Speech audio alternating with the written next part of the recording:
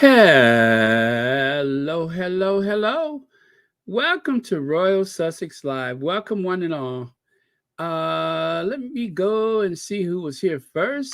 Black Queen, thank you so much. And MR, thank you for the Cash App. Thank you very much.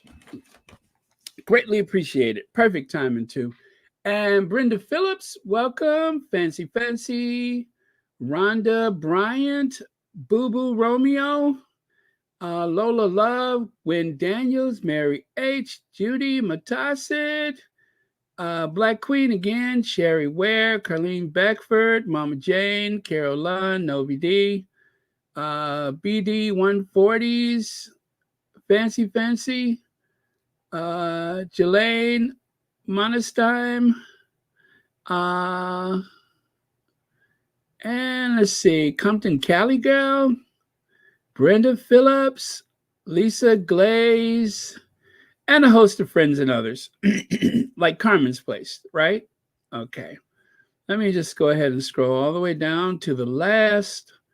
I see VS Speaks Royally and Lola Love and Joyce Bose. Okay. All right. All right. So, Novi D. Last one in. Oh, nope. Yulibi, indeed. Last one in. Okay. Very good. So, Elaine Parker, thank you so much for being here. And thank you for the super sticker. H. Night High, Marcy Foreman, Deborah Robinson, hello. Okay. Terry H. Very good. All right. So there was a little detour apparently on the way to Montecito. Yes, a little detour on the way to Montecito.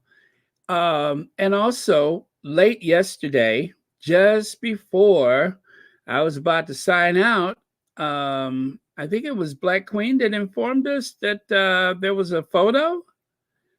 And then someone else sent me a link. And next thing you know, I was like, wow. And I tell you, that photo is trending like crazy. Jeannie Rock Bailey, thank you. Oh, that wasn't good.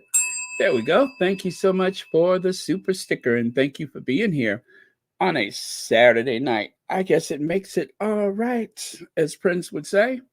But it was Saturday night, and I guess that makes it all right. Hey, Church Nelly, Gwen Daniels, thanks for being here. So, yeah, so we got the photo on the left and then the one on the right. Well, about 2 hours ago, that seemed to pop up.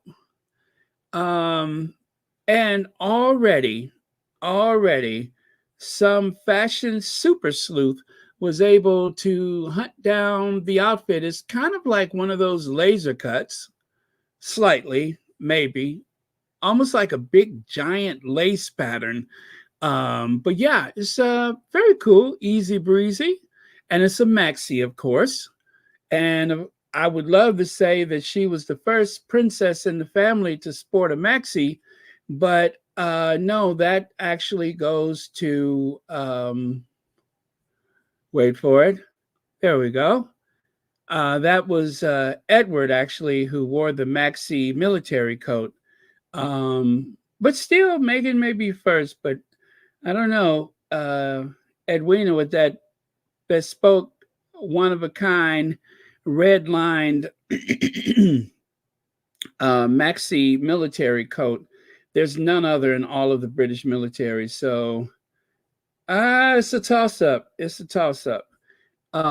Let's say Meghan is the first to wear a traditional maxi, probably since the days of the Edwardians.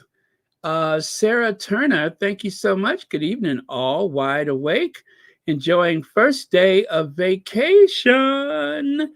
Thank you so much, Nina Turner, for the super chat. And enjoy your vacation.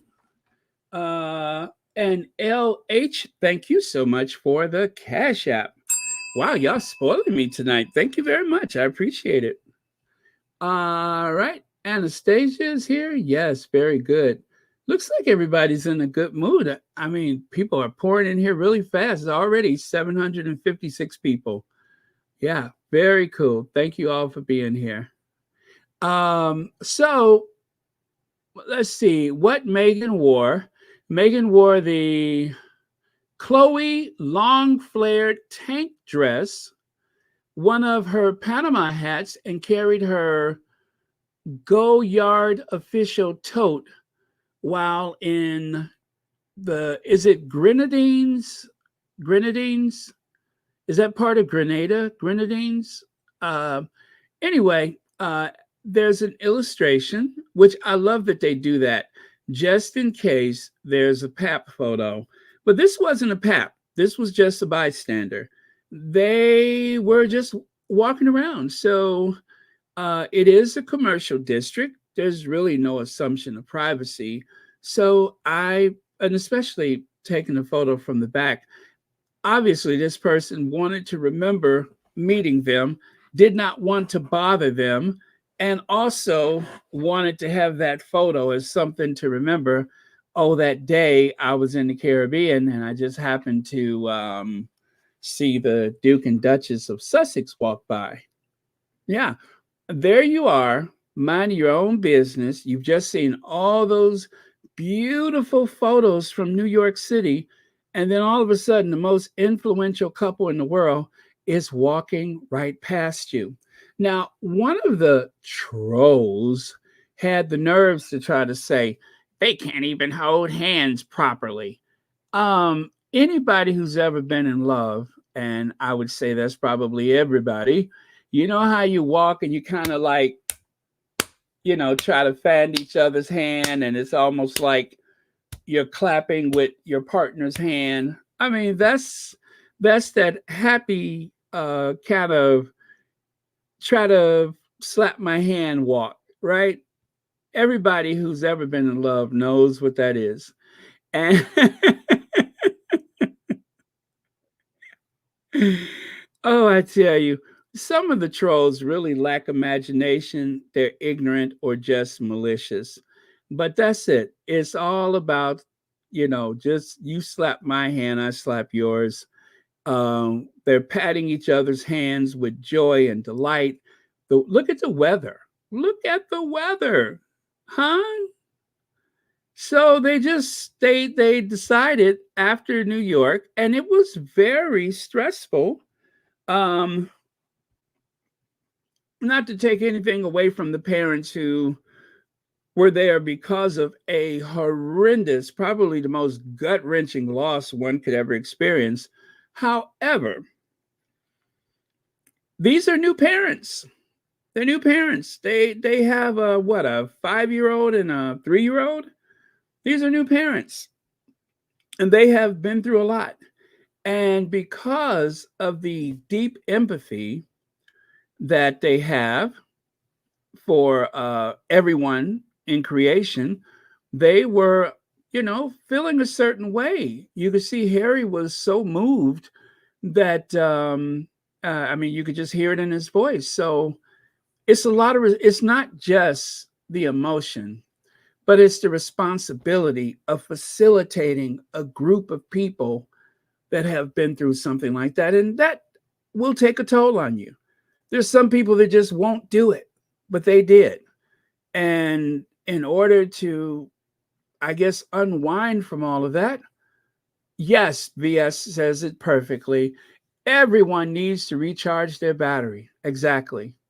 So if you've ever been one who has cared for someone or helped, I guess, counsel with someone or whatever you want to call it, if you've been that ear for someone who's been through something horrendous, then, for some of us, we take on more of the hurt than others. We assume the hurt for them. We're in pain for them. It's just that human nature. So I'm glad they got away, and I'm glad that, well, at least I'm going to assume that nobody bothered them, even at this point. I mean, look at how far away they are, and then someone finally, decided to take a photo. So, uh, love it. I Okay, so you all have been trying to get my attention here. St. Vincent and the Grenadines. Grenada has other Grenadine islands. Okay, so it's a chain of islands, perhaps? Yeah, I don't know a lot about the islands in the Caribbean at all. I know that there's some that are for the Netherlands, there's the U.S. Virgin Islands, the British Virgin Islands, Antigua. I remember when they got their independence, um, and so on. So yeah, there's quite a few of them down there, but I could not probably spot them individually on the map unless they were something really big, like Jamaica or even Cuba or uh, the what is it? Haiti and Dominican Republic, the island of Hispania, whatever they call it. Yeah, that's about it. Otherwise, I'm not so good with the Caribbean islands. Okay, all right. So let me continue here. Well, I did have some information. I was going to get to it eventually, but thank you all so much. Island of Canawan? Oh gosh, I bet I'm tearing that up, ain't I? In St. Vincent and the Grenadines. This is what the bystanders said. They looked happy as Harry walked out of the shop. He slightly bumped into the barrow outside, and they both giggled, and Meghan reached for his hand. They just looked very happy and having a holiday together. Meghan and Harry had been shopping at Faye, an upmarket grocery store that bills itself as offering an exclusive selection of fresh, seasonal, organic products from vegetables to cheeses, sweets, seafoods, and exclusive meat cuts imported from France. After browsing the shelves, the couple enjoyed a stroll along the Bougainvillea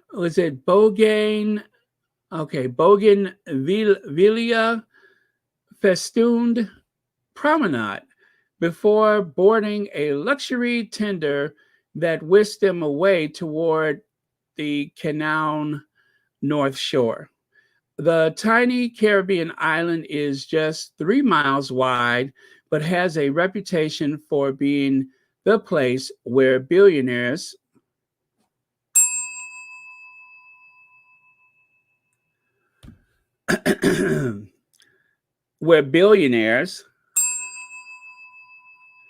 go to escape millionaires. Due to its gorgeous sandy beaches and a handful of upscale resorts. Did y'all hear what I said? It's the place where billionaires go to escape millionaires. Is this something they're trying to tell us?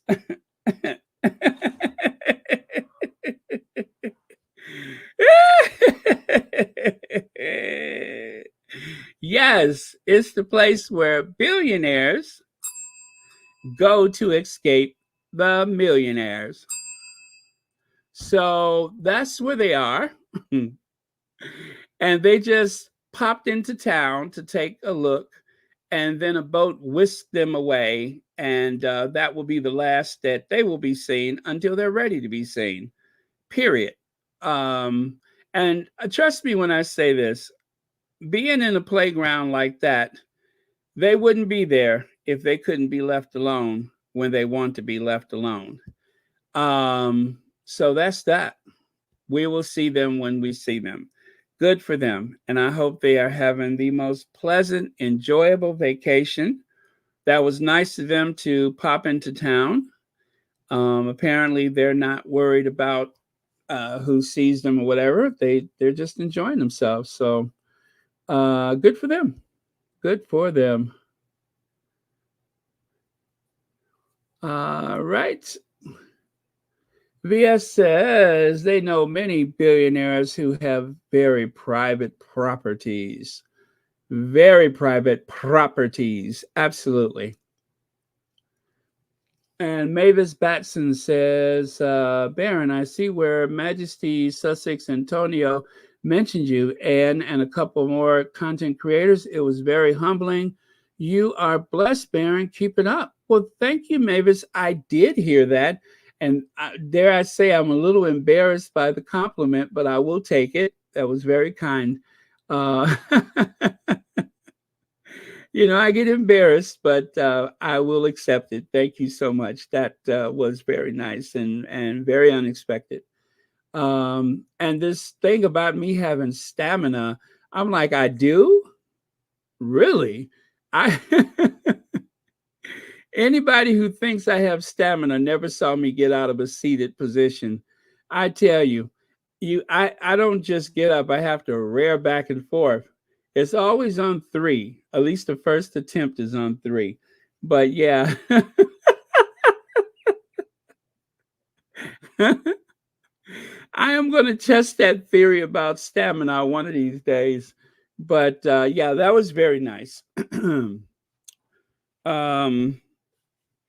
By the way, my lift chair will be delivered Monday. Anyway, I'm just kidding. I don't have a lift chair on the way. I should, though. The lift chair is cheaper than calling the fire department, right? Antonio, there you are. Thank you so much for the very kind compliment. And I hope to find that stamina that you mentioned one of these days. The new title, Sir Baron Conquistador of Cordoba, Marquis de Lenoche Estrelada. I'm sure that's Duke del Ritmo, Infant de la Risa y el Amor, Senor. Oh, wow, this is de la Mil, let's see, Adventures y Calabero de la Fiesta Sin Fin. Oh, that's a mouthful. Well, thank you so much, Antonio. Again, if anybody's ever seen me get out of a seated position,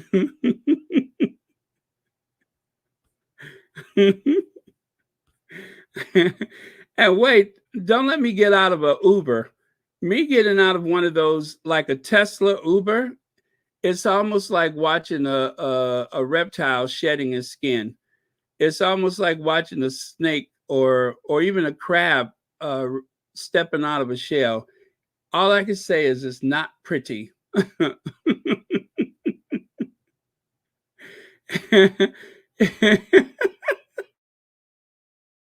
Okay. So let me see. Okay, I just translated that. Duke of Rhythm, Infant of Laughter rather, and Love Lord of 1,000 Adventures and Nights of Endless Party. I love it. Thank you very much. I am going to cherish that title. All right. And I will put it in the chat for you all's consideration. That is the nicest thing. Thank you so much. It's going to be difficult to try to fit that on a business card, but I'm going to try. Lydia Washington is here. Thank you so much. Oh, and I'll put that at the top of the chat. Why don't I do that? So if you all want to check out Antonio's channel, which of course you do, I am going to put it at the top of the chat so you can find it easily.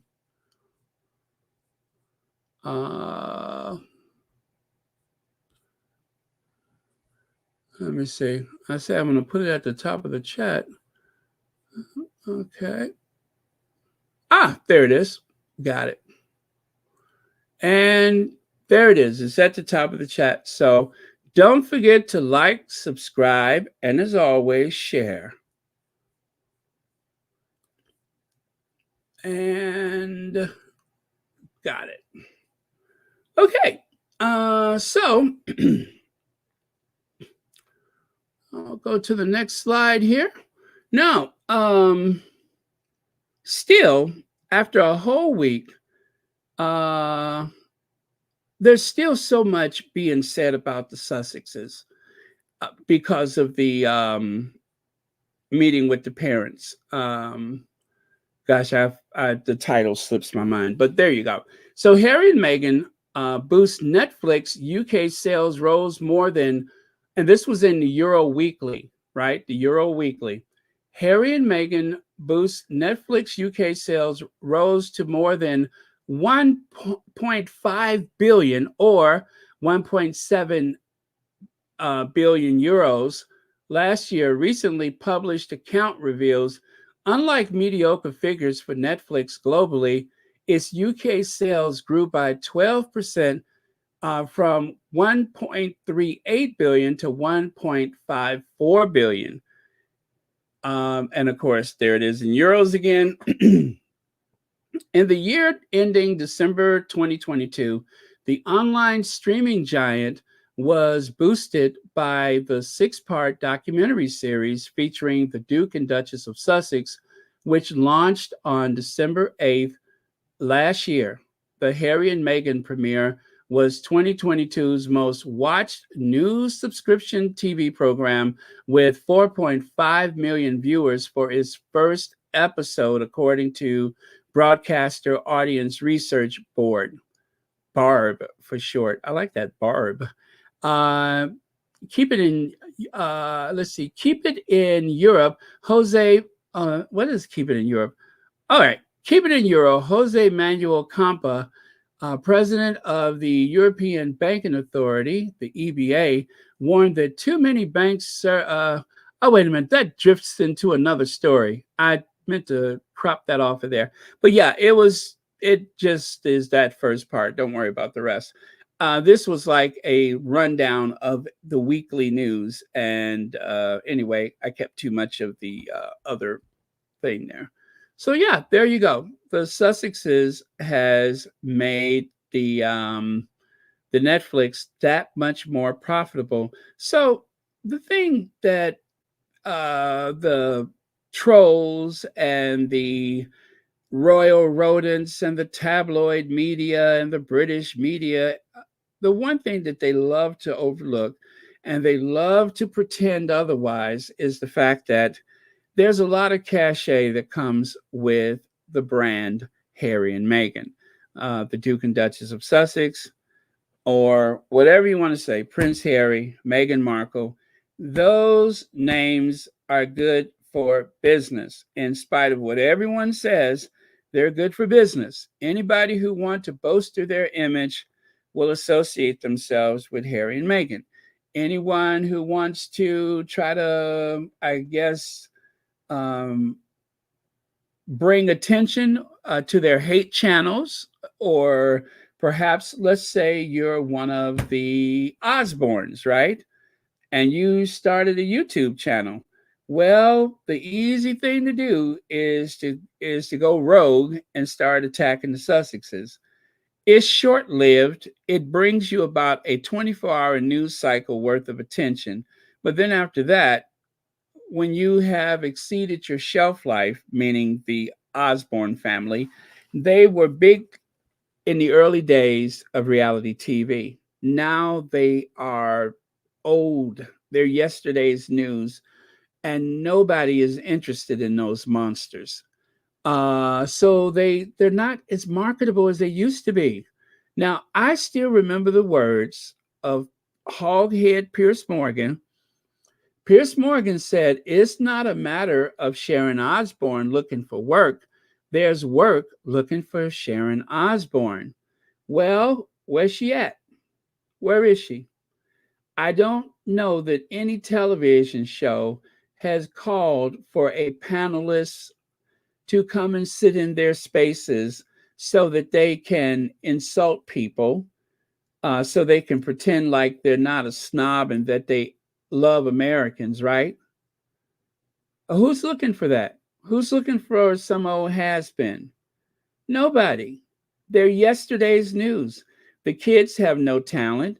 The only talent she had was, I guess, showing the world how ridiculous her family is. Other than that, she doesn't have much talent. She's only where she is because of Ozzy Osbourne. Meghan was a self-made person before she ever reached the royal family.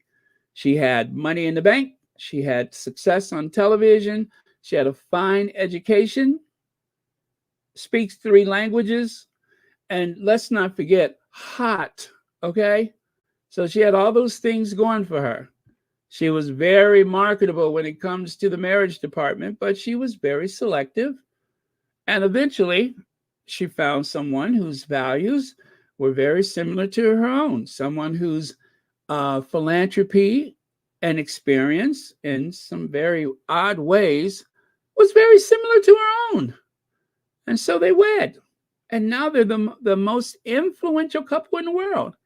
And they just can't take it. They just can't take it. They're just they're falling over themselves trying to jockey for position to see who's going to be the one who could really capitalize on their good fortune. So anyway, there it is again. It's the Euro Weekly, whatever. And then over there, Netflix sales rose. Yeah, I covered all that. Same thing, basically. So I can continue. The most influential couple of the day, the most popular royal couple there is. Now, let's get back to the first gentleman, Doug. Doug is the I'm sorry, not first gentleman, second gentleman. Doug is the second gentleman. As a matter of fact, there's never really been a first gentleman. First gentleman, of course, would be the male version of the first lady. And so traditionally, the vice president's wife has been known as the second lady. Well, he is the first gentleman to be the second gentleman. And well, as a spouse of a vice president, it is not unusual to represent the administration. Not unusual at all. Jill Biden, on several occasions, represented the Obama administration. Most times, I would say that if it was something really big, she would accompany Michelle Obama.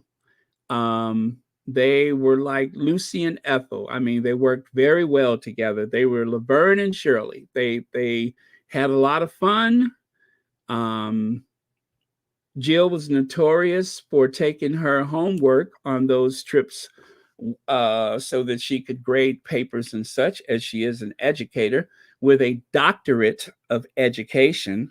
So, and it's the same pettiness from the right wing that wanted so desperately to avoid using the title Dr. Jill Biden.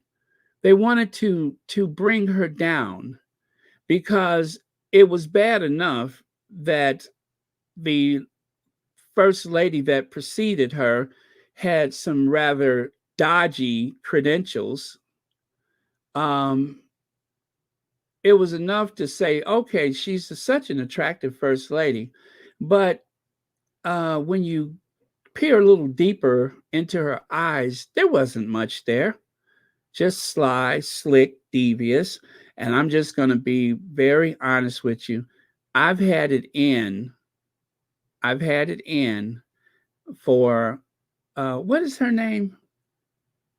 Oh gosh, malaria.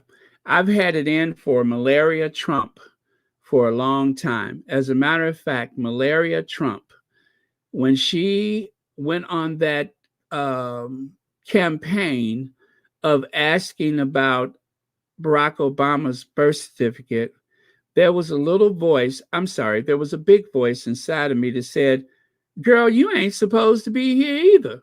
What you talking about? So there was that voice inside of me that kept saying, girlfriend, you ain't supposed to be here. Best keep quiet before people notice. Malaria. So I won't apologize if I say something unkind about that one, because I will never, ever, as long as I live, forgive her for co-signing to that birtherism. That is just the worst racist fallback position, is to try to deny someone's citizenship because they don't look like you, because they don't come from the same place that you come from. They didn't get here the same way you did. There's a variety of reasons. And to think someone who looked like she worked in one of them houses would have the nerves to come after a African American president, right? The first African American president. I'm not saying you got to like him, but she could never know what his time in the White House meant to a lot of people who have felt disenfranchised. Yeah, nobody opened up a catalog and found him. He was born here. But you would deny him that. He wasn't nursing a cocktail in some sleazy dive when he was discovered. He went to university, like the university she pretended to go to, even though there's no record of her ever graduating. So that's one that I will never, ever forget. Ever. Let's see. Pleasant evening to Baron and the Angels and Squaddies. Thank you very much, Lynn E. And thank you so much for being here, as well as being a member of Royal Sussex. Thank you very much. Let's see. And yes, plagiarism. That's right. Plagiarized former First Lady Michelle Obama's speech. And of course, all of the cosplay. In order to try to make herself seem legitimate, she decided, oh, I'm going to do everything I can to dress like Jackie O. I don't want people to know that I ever worked in one of those houses. Anyway.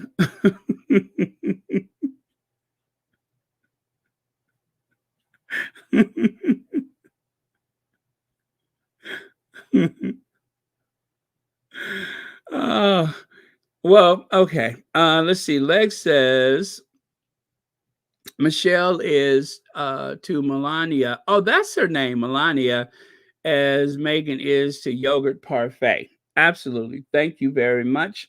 Legs. Melania. That's pretty. I thought it was malaria. I don't know why I associated her with some disease that caused fever, vomiting, fever and projectile vomiting. Yeah. I don't know why I look at her and I see fever, projectile vomiting, sweat, the runs. I don't know what it is about her that makes me think of violent illness, but so it's not malaria, it's Melania. Oh, that's pretty. Okay, well, thank you. You say Melania, I say malaria, I say malaria, you say Melania, malaria, the vomits, the runs, the sweats, the shakes, the chill. The coma, let's call the whole thing off, right? She was on The View, she say, but he should show his birth certificate. And then Joy Behar said, Melania, he showed his birth certificate. That was her trying to say birth certificate. She was so busy trying to indict Barack Obama, she couldn't even get it out. He needs to show his birth certificate. If you're going to go on this campaign to try to slander someone, at least pronounce it right. It's birth certificate, not birth certificate. That's what she said. He needs to show his birth certificate. Malaria is actually birth certificate. And he did show it. We don't know what a birth certificate. We don't know what that is. I mean, they presented a document when I was born, and it gave my parents information, my name, and all that kind of stuff. But nowhere did it say of live birth. It said a certificate of live birth, right? I'm like, she got a lot of nerves. He need to show his birth. Like I say, you ain't even supposed to be here. Einstein, she got an Einstein visa. An Einstein visa? I guess as progressive as the United States can be, we don't have a visa for the type of position she was in when she got here. We don't have a visa for that. We don't even have a description. We can't even describe it. I don't even think it's mentioned in the Bible. Yeah. Yeah. We'd have to consult Masters and Johnson to try to figure out exactly what the circumstances were. Judy Matasset says she copied Michelle's speech twice. Thank you. Thank you. I didn't realize that. Oh, and also thank you so much, Legs. Thank you very much for the super chat. And thank you, Judy, for the super chat. Anyway,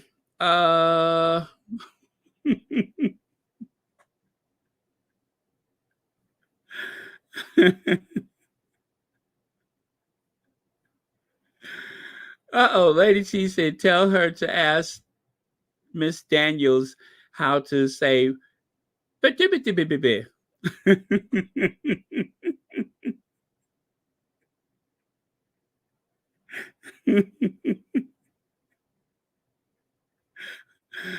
oh, well, thank you, Lady T. That's who she needs to talk to. I get the feeling that they've through their past work lives, they probably met before. You know what I'm saying? They probably know each other. I mean, the fact that one is in the White House and the other one was not, to me, sounds like a coin toss.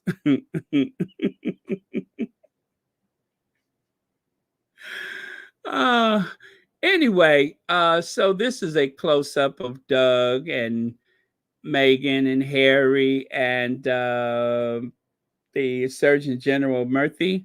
That's a nice close up of them. But what a lovely conversation they must be having. And how interesting Doug was able to slip in and out of the city unnoticed. Nobody even knew that he was anywhere around. But nice, very nice. They probably, this could have been in a hotel suite or a reception room or something. You never know, but very nice. Love it. They're meeting all the right people. Let's see. Leg says, Rohini says, no Jackie O, but Jackie the O.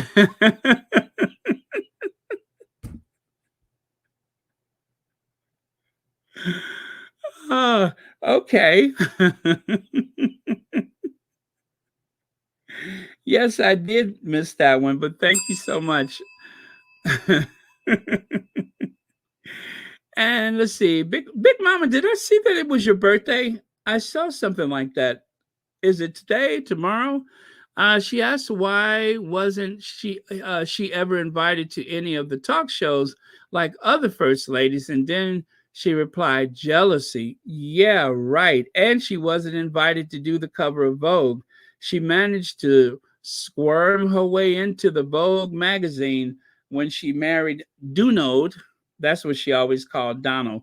Dunode. When she married Dunode, she did manage to make it to the Vogue magazine, but that's before we were able to see her true colors. But and that's it. If it wasn't for Dunode, we wouldn't know anything about her. That was Duno who managed to. Well, anyway, thanks to him, we Well, you know what I'm trying to say. I'm trying to say it without sounding weird. So you got to be careful because anything you say about her can easily turn into a double entendre, whether you're in a produce market or in a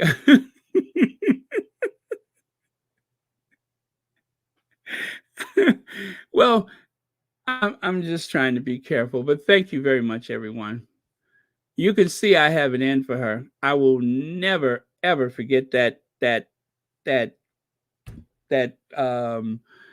oh gosh, what am I trying to think of? It's kind of like when they build a new freeway or a new bridge or something like that. It's a work in progress. Yes, I will never forgive that work in progress. Yeah. You know, she has to kind of flip her hand upside down. That's the only way she can smile. They have messed with the nerves and tendons and everything so much that when she crosses her legs, she kick over the table because everything has been pulled and stretched and tightened and injected and twisted, and there's a bunch of zip ties and pulleys and cables, all of that to try to keep her jung forever. So she'll be forever jung. All right. And I cropped this one just so that we can enjoy the Sussexes. Yeah. They look incredible. They look absolutely incredible. Yeah. A power couple if there ever was one. Now, how long do you think is going to take for them to say, well, I won't even say what they're going to say, but just remember this photo and remember I said, how long is it going to take? I'm pretty sure by the time the morning talk shows wind up, they are going to say that this has something to do with something. Okay? I won't say it. I don't want to help those people, but I promise you, this is going to have something to do with something. Let's see. Baron, how close are you to the 43K milestone? Anita hit 24 today. Let's celebrate both great works. Let's see. I know I was like within 100, I believe. Let me take a look. Yeah, I guess it wouldn't help. I'm sorry, it wouldn't hurt to put the counter up so I can keep an eye on it. Yeah, but I was pretty sure I was close. Uh,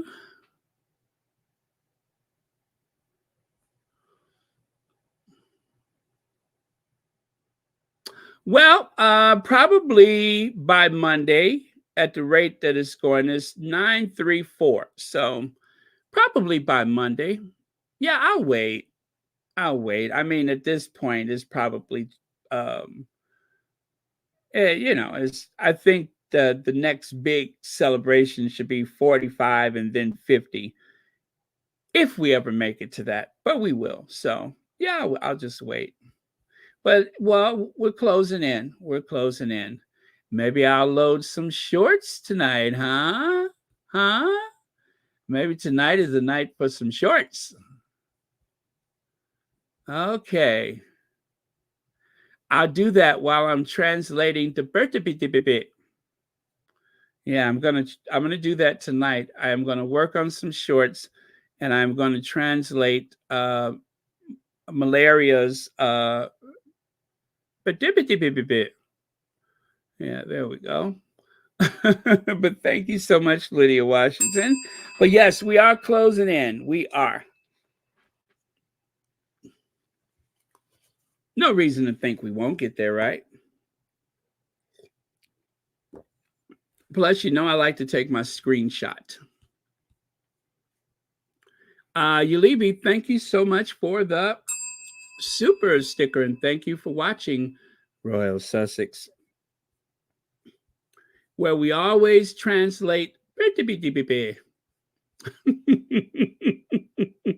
He needs to show it.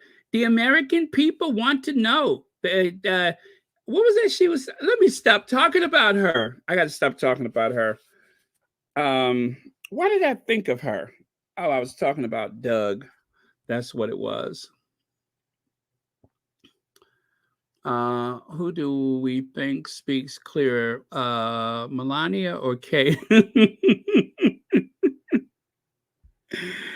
Oh, well, since you ask, somebody has been rehearsing. Since you ask, someone has been rehearsing. I'm going to share it with you. Okay? Give me just a second. I'm glad you said something.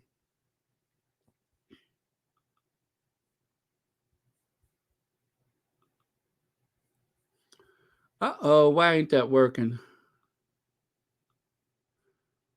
Okay, let me try that again. Oh boy. How come that did not work? Let me see.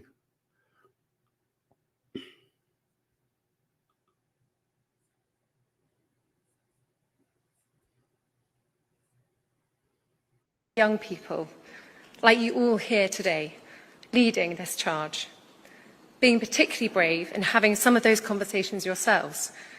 As a generation, you value and talk more about your mental health than any before you, something we truly admire and applaud. It is important, however, to remind ourselves of the big picture as we meet here today. What are we trying to improve by focusing our efforts on mental health? William and I continue to be inspired to see young people, like you all here today, leading this charge, being particularly brave and having some of those conversations yourselves. As a generation, you value and talk more about your mental health than any before you, something we truly admire and applaud. It is important, however, to remind ourselves of the big picture as we... So, as you can see, Legs, somebody has been practicing. Now, she ran in there, we didn't mind, and we just want to say, and then today, the multi-generation. I mean, it's like, look left, 3 words, look right, 3 words, look left, 4 words, look right, 4 words. Did you see that? Watch. Yourselves. As a generation, you value and talk more about your mental health than any before you, something we truly admire and applaud. It is important, however, to remind ourselves of the big picture as we meet here today. What are we trying to improve by focusing our efforts on mental health? So look left, 3 words, look right, 3 words, look left, 4 words, look right, 4 words, look left, 5 words, look left. Yeah, it's incredible. She breathlessly ran in there, did that speech, and then probably had to go to the ladies' room immediately. Yes, somebody, but you know what? Give credit where credit is due. She has been practicing. She has gotten that speech down, and her hands remained on the lectern. Do you hear me? Her hands remained on the lectern. So, congratulations to Kate and who's ever been working with her. I thought The Miracle Worker was just a movie. I thought that was Anne Bancroft, but now I see there must be other miracle workers out there because someone has trained her to get through that speech. Now, according to Celibici, they probably cut out the best parts of it, but she's better. She's much better now.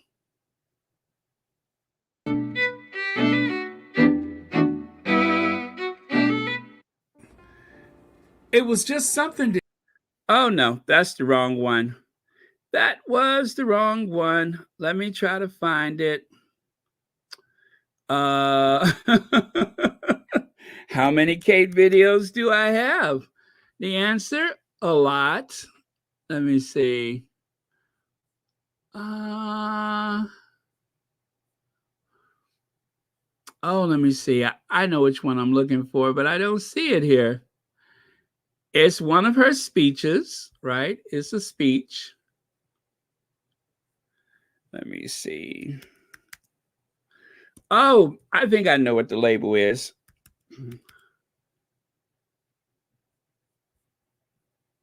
Huh.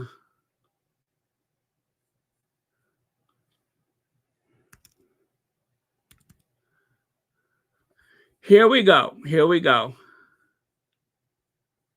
Most inspiring morning with the Anna Freud Centre discussing all things mental health. It is so important that we all talk about our feelings and emotions, the good ones and the more difficult ones too, because we all have them.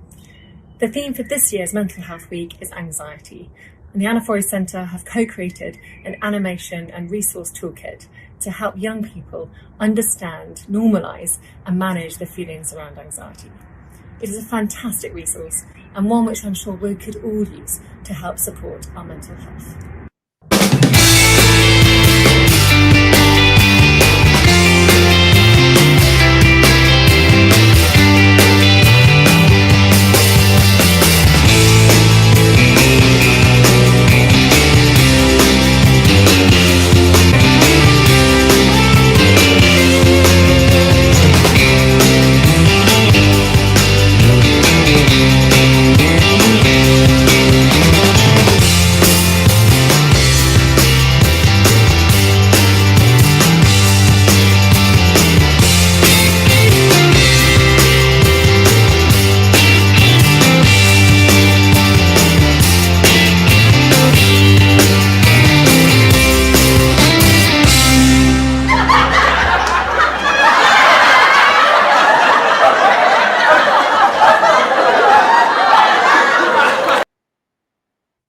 You to be inspired. So they were clever enough to hide her hands. You see that big white shield they have right there? They put that there so you won't see her hands. I was wondering, why is the lectern so high? Well, they put it up there so that you won't see her hands. So here it looks like she's like the very model of serenity, when the truth is this is what's going on behind that shield. She's doing the jazz hands. See what I'm saying? I mean, there's a way to do everything. And if you want her, that way they can have the jazz hands, right?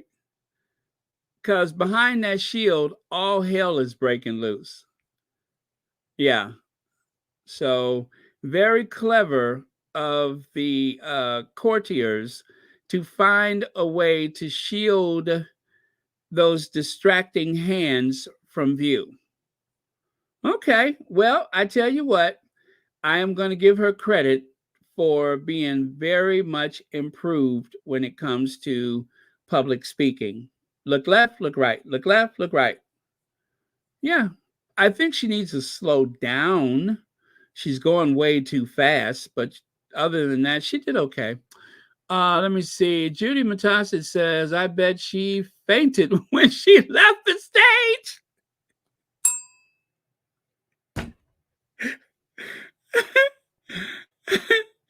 Uh-huh. I'm sure of it. I'm sure. And B. Martin says, well, if she wants to copy someone, you get to learn stalker vibes. Yeah, exactly. You have to learn those stalker vibes if you want to really try to duplicate or cosplay someone. Thank you, B. Martin. And Shelly L says, hi, Baron. I noticed Kate's been clenching her fist lately, most likely because you gave her a complex by calling her jazz hands. Yeah, and that's why they have her behind this shield.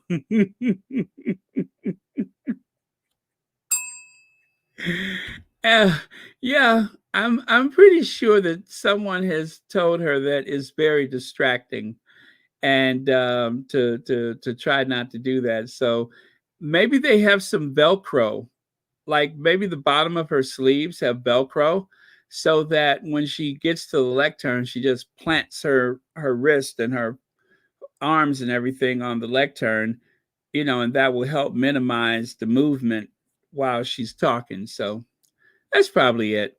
Just a little tick. Everybody's got some kind of tick. All right. Well, congratulations to the courtiers. Congratulations to Kensington Palace or who's ever responsible. I think they have done a magnificent job. She's come a long way. And of course, we did reach out to Kensington Palace for comment, and they said, Obviously, it'd be. I would love to have met her, and she's obviously she's an inspirational woman to look up to. Obviously, to this day, and going forward and things. It is. It's a wonderful family. The members who I've met have achieved a lot, and very inspirational. So yeah, I do. Well, I don't know about handcuffs, but I tell you what, I'm gonna have to go back and find like the entire video.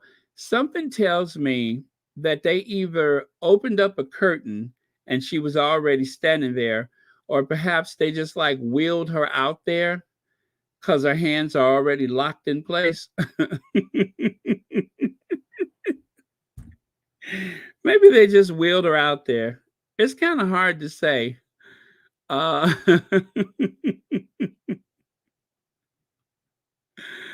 Antonio says she went to buy the aubergine eggplant to entice Willie to visit.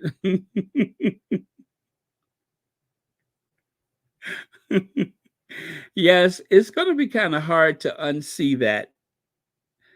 I don't know why he would draw that kind of attention to himself, but that was a bad move. Anyway, while the Sussexes were in New York changing the world, let us not forget the last time Willie went to New York, he changed the Oyster Bay, the Hudson Bay or whatever it is.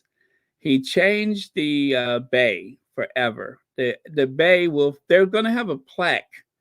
They're going to have a plaque noting the fact that a prince of the realm put on some Wellingtons or some waist pants or whatever, and went to the oysters to actually, what was he doing with the oysters? I haven't figured that out yet.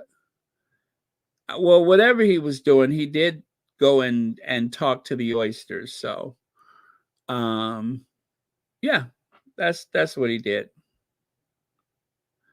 Now, as I often do, I try to show you some of the tweets on social media about the Sussexes movements. And right here, Meghan Markle just reminded us how elegant a simple off-the-shoulder top can be.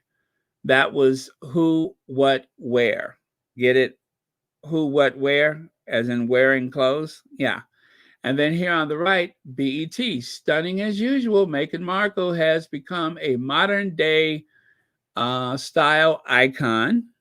And E says, this may be our new favorite outfit from Meghan Markle. So as you can see, the world was abuzz with talk of Meghan Markle's outfit.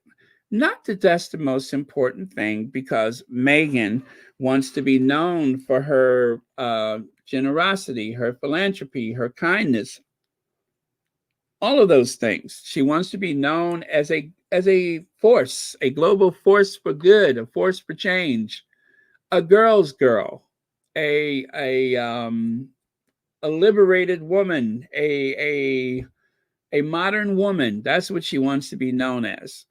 A mom, a wife, and of course, the Duchess of Sussex. All of those things. So we know it's not such a big deal what she wore to her, but she wants to represent. She definitely wants to represent. So she did, and she did bring the A game, and people are still talking about it. And then over here, the Duchess and the Duke of Sussex. Oh, look at there. They put her first.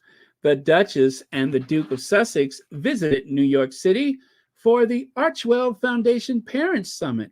And that is from a website called fashionista.com. And over here, British Vogue, the Duchess of Sussex wore a classic Letterman while stopping by the Marcy Lab School in Brooklyn in honor of World Mental Health Day. So, two different looks and lots of discussion about what she wore. And here, Prince Harry and Meghan Markle say social media is harming kids and teens' mental health. Well, let me see. What magazine is that? Oh, that's Orlando Sentinel. That's a newspaper. So that's also very important. Actually, that is the most important thing, is the impact of social media on children. And then look at the local news station there, Washington, D.C. Meghan Markle got candid about her concerns for her and Prince Harry's kids growing up with social media. We all just want to feel safe, right? And then here on the right, the school itself, Marcy Lab School. It's been an exciting day at Marcy Lab School.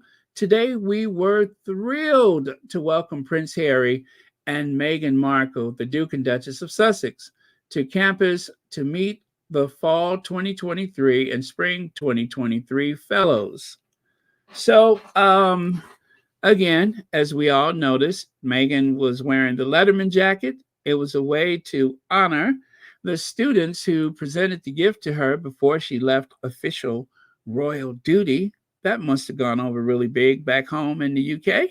And then over here, it was a bridge, a connection, and a very good one, I would say. So you got that. And yes, she does look great. I mean, she literally looks like one of the students.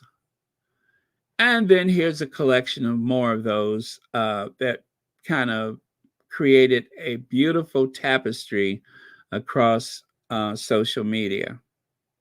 Look at there, Fox 5, New York, Glazia, Town and Country, People Magazine, Harper's Bazaar, Golf Today, Fashion Police, NG, whatever that is. Yeah, so different magazines, newspapers, talk of the town. Everything was just picture perfect. And there's a few more. My Face Hunter, whatever that is, British Vogue, LUK, L Magazine, and then L.com. Oh, yeah, L Magazine in the US. The Times of India, Glamour, all of those magazines. Everybody's making money, aren't they? Everybody's making money. Let's see. Church Nelly says, notice how all the news is talking about the Sussexes, even in the UK. Hardly no mention of the unstable, unable. Oh, I like that. Unstable and unable. Oh, you got a bell for that. I love that. Unstable and unable. And then take a look here, you guys. A little sad news, I'm sorry to report. Gail O'Neill, groundbreaking American model and television journalist, born in New York's Westchester County. She was the second of 3 children of Jamaican immigrants. Well, unfortunately, because of death is unknown, but she passed away, I believe, on the 10th, and it was confirmed yesterday that she passed away. But she was one of the supermodels, kind of forgotten about because her career took her to television. She became a television journalist, and she was actually discovered while on a flight. A couple discovered her and started talking to her about being a model. Before that, I think she was working for Xerox or some other company. She had got a really nice job, but she was discovered and began to model. And she has done, I think it was Essence magazine a few times.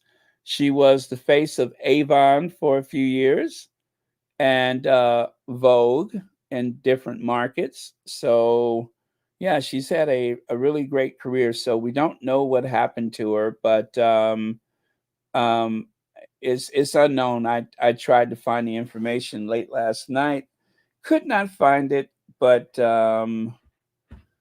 yeah. Um, Rest in peace, life well lived, and yeah, she was a groundbreaker. She uh, was a trailblazer. So,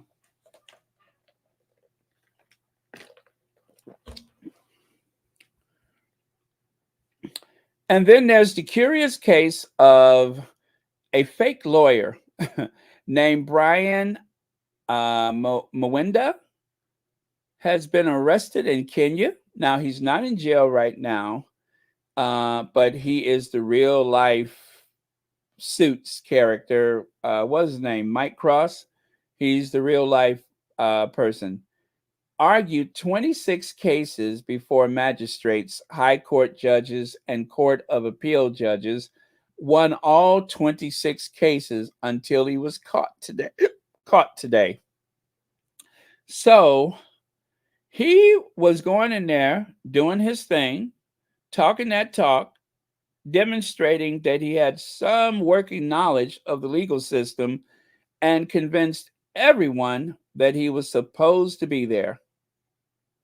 Now, that wouldn't have worked in the United Kingdom because apparently there was one of the barristers. She said on several occasions she would show up for work at the court and they kept asking her, what is your case? When is your case? Where's your barrister? They didn't believe that she was actually um a legal person. They thought she was there to appeal a case or something.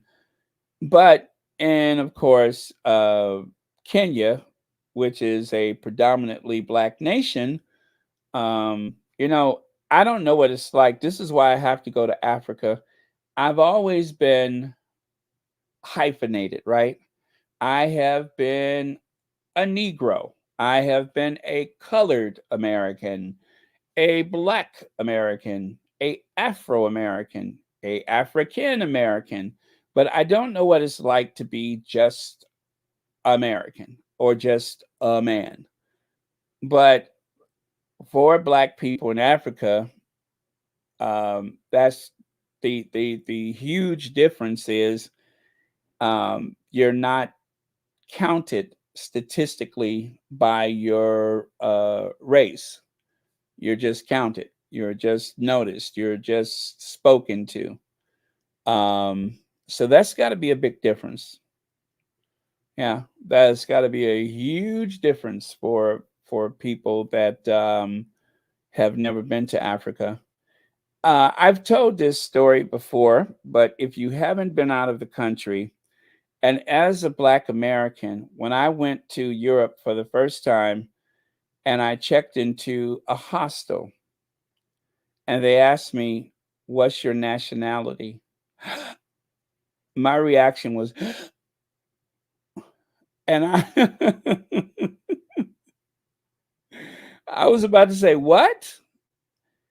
Well, of course, nationality is what nation are you from? But sometimes the term nationality in the US is interchangeable for your racial identity, where your people from, that kind of thing. So um, I had to catch myself because I wasn't sure where that was going. And in an instant, I realized that they were asking where I was from, you know, because if there's like an emergency or something like that, they need to know, you know, if the police are looking for someone, they need to know how many Americans do you have here. So that made sense to me, but it was a bit jarring when I first heard that. I'd never heard that before, you know, used in that situation. So that was very weird to me. All right, so enough of him. Now, Dr. Scholler says, well, Dr. Shola has a tweet here. By Australian, you mean white Australia. I can't tell you how angry this makes me. The Aboriginal people, owners of Australia, only got the right to vote 63 years ago, 235 years since the British settlers, what is that? Whatever that is, stole, pillaged, and committed atrocities against them, if I speak, but caucasity, as Dr. Shola loves to say, the caucasity. Well, that is in regards to Australia rejects proposal to recognize Aboriginal people in Constitution. Voice to Parliament referendum fails in defeat that Indigenous advocates will see as a blow to progress toward reconciliation. So, if you're not familiar with Australian history, Australia was discovered by the Europeans. I don't know if was the British there first. Let's just say it was the Dutch or the British. Well, when they got there, it was so well. There's the lush green parts of Australia, but then most of Australia is pretty rough terrain. Um, it would be very difficult to survive in the interior of Australia for someone from Europe. The Aboriginals, let's say they have been there for 80,000 years, however long it's been, but they were the first to find Australia. They were the first there. So they are the indigenous Australians, the Aboriginals. Brown skin, curly hair, and of course, very predominant lips and nose. They look very African. So they lived in isolation for thousands of years before the white people showed up. And because it seemed so uninhabitable, they decided to turn it into a penal colony. Yes, the British wanted to punish people by sending them to Australia. And then eventually, they sent women so that they could procreate and create a colony out of Australia, a working colony out of Australia. And it didn't take long before they wanted independence from the British, of course. And the rest, of course, is history. Now, like any other situation, like when the British came to the Americas, they did all of the things that you see mentioned there. And of course, there was the massive genocide by disease.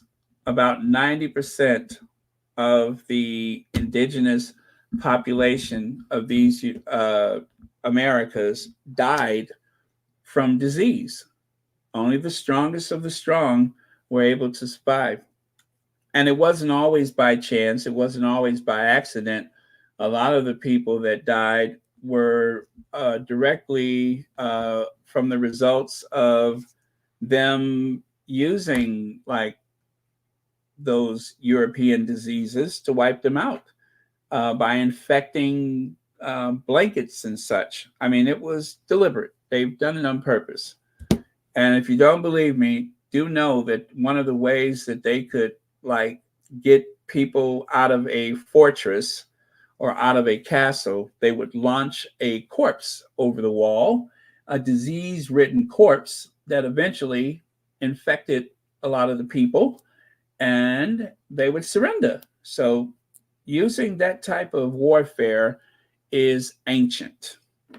So that's the history of Europe colonizing other lands, encapsulated as well as I could do it. But yeah, so the Aboriginals, they have suffered at the hands of the colonizers. And they, well, okay. There was a a Black woman who traveled to Australia, and she thought the people were really nice. They were wonderful, she said. She felt so welcome and so part of it all. But she said, as soon as a person that they recognized as an Aboriginal entered a space, that their whole demeanor changed, right? And as a African American, she recognized the symptoms of racism, right? And that's still a big problem in Australia, a huge problem, as evident by having those people on television doing the Jackson 5 in blackface. It's a huge problem. Haven't been there, don't know if I ever want to go there.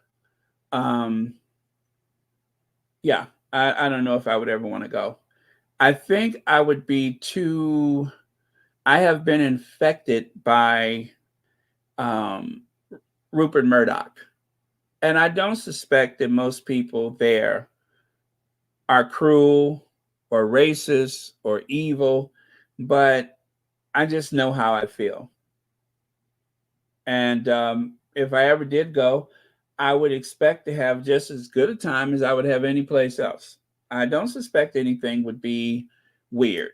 But that's the thing about travel is that, and this is my theory, is that when you go to visit another place, most times you're not going to experience racism.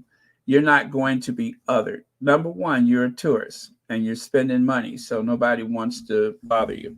Number two, they know you're leaving. And because you're leaving, you're not a threat. You're only a threat if you decide to stay. So they'll show you a good time while you're there. So in all of my experience in the UK, and I have been to several parts of the country, I only had one experience that I thought maybe was racist, racially profiling, maybe. Still not sure about it. So there you go. And thank you for putting it into the words that you did, Dr. Shola. We always depend on you to call out the caucasity of these situations. All right. So this is mostly really nice. Meghan Mole states that since YouTube demonetized her, the other anti-Sussex channels have been avoiding her like the plague. Let's see here. Yeah, and highlights what a tight-knit community the Sussex Squad is and how squaddies protect each other. Now, I do have a little bit of a soundbite for you. Oh, let me see here. Oh, AL, thank you so much for the PayPal. Greatly appreciate it. And thank you as always for watching Royal Sussex. All right, so the soundbite. Let me grab that soundbite.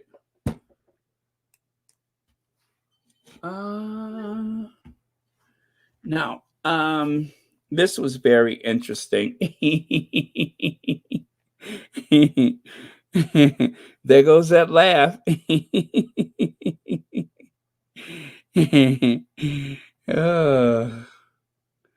Okay. That sinister laugh of mine. Wait a minute. Let me not laugh too fast because I'm not sure I have it here. Nope, that's not it. Oh, Lord. Hold on.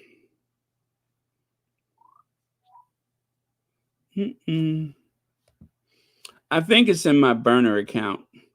Gotta have a burner account. And the weird thing is, believe it or not, there's a lot of squaddies that have blocked me. They're like, nope, not today, Satan. Nope.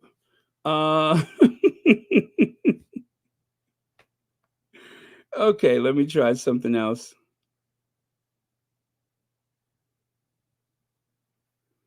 All right.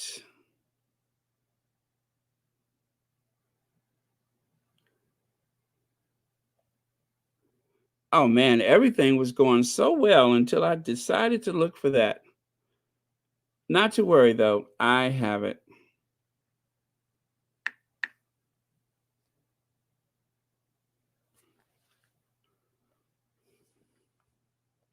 This was so funny.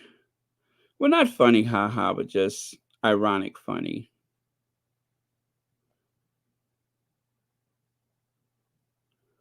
But again, thank you, Christopher Bosey, for making so much of all of this possible. He has been an angel. Okay. That didn't work out like I thought it would. Let me try something else. Oh, I thought for sure I had saved that.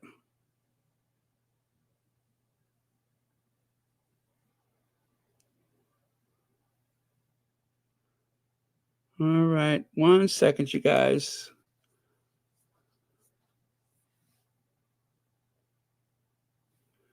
Well, in case I don't find it, the essence of it is they pointed out how the Sussex Squad, how we crowd in to protect each other. That's the essence of it. And it's true. The Sussex Squad does protect its own.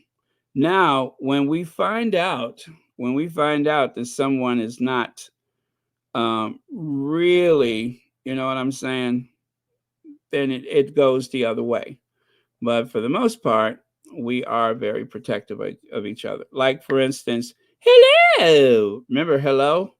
When we found out what his real number was, when we got his number, everything changed. But all of us that were watching just dropped off one after the other. So it is very important that you know how we roll. Okay, let me check one more place. And it's very short. It's not a long sound bite, but it is quite topical. And I'm just hoping that one of the other squaddies have it. I don't know what I did with it. I thought for sure I saved it. And apparently I didn't.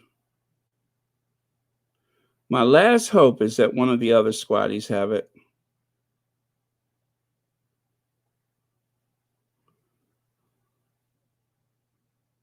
Huh.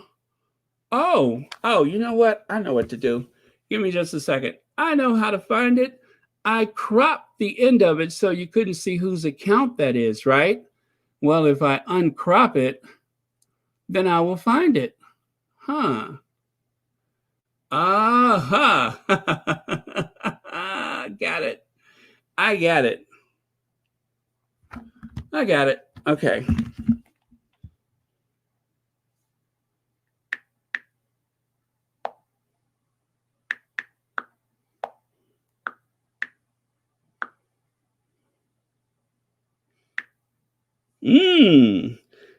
Got it. Unless, you know what it is, though?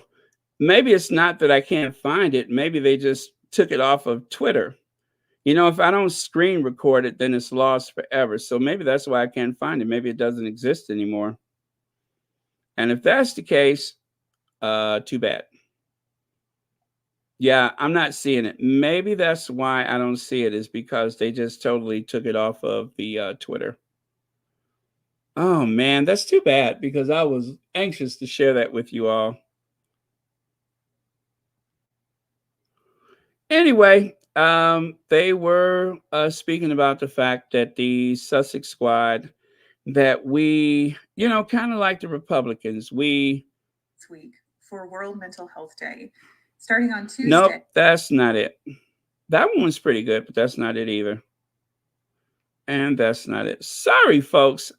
I think that if you're having to use pronouns. Nope, I think they removed it. So I wouldn't be able to share it even if I found it, because I do think it is gone. Fudge pardon my language.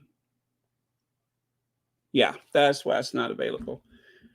Anyway, so this is mostly really nice. Meghan Mo states that since YouTube demonetized her and other anti-Sussex channels, they have been avoiding her like the plague, and highlights what a tight-knit community the Sussex Squad is, and how squaddies protect each other. So that was basically it. And Christopher Bosey, he also shared that. So I would agree with that. I would agree. It is a very tight-knit community, and we are very protective of each other. And since they have been losing revenue, they're not making money like they used to, because the field is saturated. There were six-figure accounts of people targeting Harry and Meghan. Well, those six-figure accounts are shrinking. They're contracting. They're not making the money that they used to, and for good reason, because nobody wants to hear that bile regurgitated over and over again. Some of it just, not only was it illogical, it just did not make sense that every day that there was some type of breaking news about Harry and Meghan going to a supermarket, or being invited to a party. It got old. The whole thing about the children, that was for the very, I would say, unstable of the group. And not only is this happening with this person, but poor Yankee Wally. Oh my goodness, you guys. I was listening to something about Yankee Wally, and she is not well. She is not well. Oh, did you, Rohini? I found something with her on YouTube. Is she in that blue shirt? I think so. I think so. It was just a sound bite, so I couldn't figure out exactly. Let me see. I mean, I was trying to find the link that it came from. I didn't go directly to her thing, so yeah, I don't think I've ever been on that one before. But yeah, so you all, they are like imploding. They are imploding. This grift that they've been on is falling apart. Yeah, this grift is falling apart, and they're not doing so well. And yes, apparently they are turning on each other. Now, I've never watched any of them, so I don't really know. Oh, I found it. I found it. Here it is. Here it is.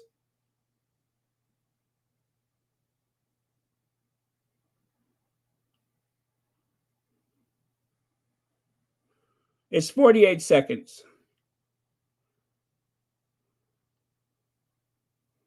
This is the one thing that the Sussex Squad are always good at, whereas the Megxit community, I don't even think we're really a community, because they just do their own thing, right? Yeah. Whenever with the Sussex Squad, they will band together and protect someone. They, like, no matter how vile these people are and the things that they say, if shit is hitting the fan on their side, then they will protect that person. They will go after whoever is harassing that person. They will rally behind that person, right? But then with the Mexican community, they will avoid you like you are the plague. They don't talk to you. They don't even interact with you on X anymore. Some of the people won't even post my things that I post on Twitter. This is the one thing that the Sussex Squad are always good at, whereas the Megxit community, I don't. Okay, so there you have it. You can hear it from, yeah, so I don't know if it's the person in the blue that's doing the talking. It was kind of hard to, I don't know, because I don't know the people. So But yeah, so they admire the strength of the Sussex Squad. uh, and then right here, you can see Karine, whatever her name is, still hasn't figured out that the 20 plus anti Meghan YouTube channels aren't as profitable as 5 or 10. You see what I mean? It's so widespread that individually they're not as profitable anymore. Her friends want to eliminate the competition and earn more money, so they turn on each other. The Sussex Squad stick together because they're not driven by money. There you go. This is mostly really nice. Okay, I did that already. And then down there it says the Sussex Squad is a community, but not the anti-Meghan group, is a hate for profit scheme that monetizes hating Meghan Markle. If YouTube, let me see. Okay, for profits, wait a minute, demonetize all of those anti-Meghan channels, 99% of them would stop creating content about Meghan Markle. Huh, that's interesting. The sad part is that they can't monetize supporting William and Kate. There are people who literally earn 6 figures a year recording themselves opening boxes, and these people can't even make money creating videos about Will and Kate.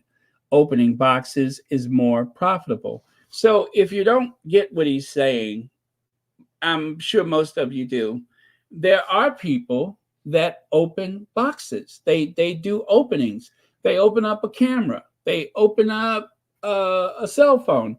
They unbox products, and then they read through the brochure and everything, the instructions. They plug it in. They show you how it works. Those are very profitable. And over time, you don't even have to buy the products. They will give it to you for your honest assessment. That is big business. There is like a whole genre out there of unboxing videos. 6 figures. And you should see the studios that some of the people have.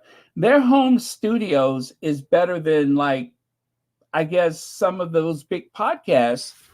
Their home studios are brilliant. I mean, look at what's his name, the African American kid who was like a little techie growing up, Brownlee. I can't remember his name, but anyway, he has millions of followers. They have him unbox a Tesla, the Ford Lightning electric truck. There's all kind of tech. He has a staff. He has a commercial space that he works out of. So he's not making 6 figures. He's making 7 figures. He's rich. And all of that because of a hobby. But that doesn't happen with these hate Meghan channels. If you got 20 channels doing the same thing that 5 or 10 of them were doing before, then, of course, just like the old legacy television, there's an ever-expanding, ever-growing pie, and everybody wants their slice. So that is why it's failing. And just for reference, I threw this person over here, Holt, or Colt Holt, whatever his name is. Let's see. You can see Christopher Bosey has spoken about him in the past. And he was even all over the tabloid news criticizing Harry and Meghan Markle lost war veteran 2,500 pounds a month on YouTube. Well, he's been accused of some really shady dealing, including alleged money-raising scheme for veterans, alleged. So he has a really, really sketchy story himself. And there's saying Meghan Markle should be, and that was something violent that I redacted, and Harry should be equally awful, isn't criticism. It is dangerous, violent rhetoric that puts the couple's life at risk, not only should he be demonetized, but YouTube should also terminate his channel. He has used some very, very strong language. And that's what happens, is that they get so charged up with this hate, this hatred, so charged up with hate that they say the weirdest things, frightening things. And I'm going to show you how awful that can be. I'm going to show you right here. Oh, that's not it. That's not it. Let me find it. It's out of order. It's out of order. It made sense at the time, and I'll probably come back to it. But this person here, February 20th, 2019 is when this article was written. This woman, who has her face covered a full year before the global pandemic shutdown, was in New York City to harass Meghan. Now, we are assuming that calling her the charlatan of the royal family was the only thing she had in mind. But if that's the case, why is your face covered up? Why are you running toward Meghan with your face covered up?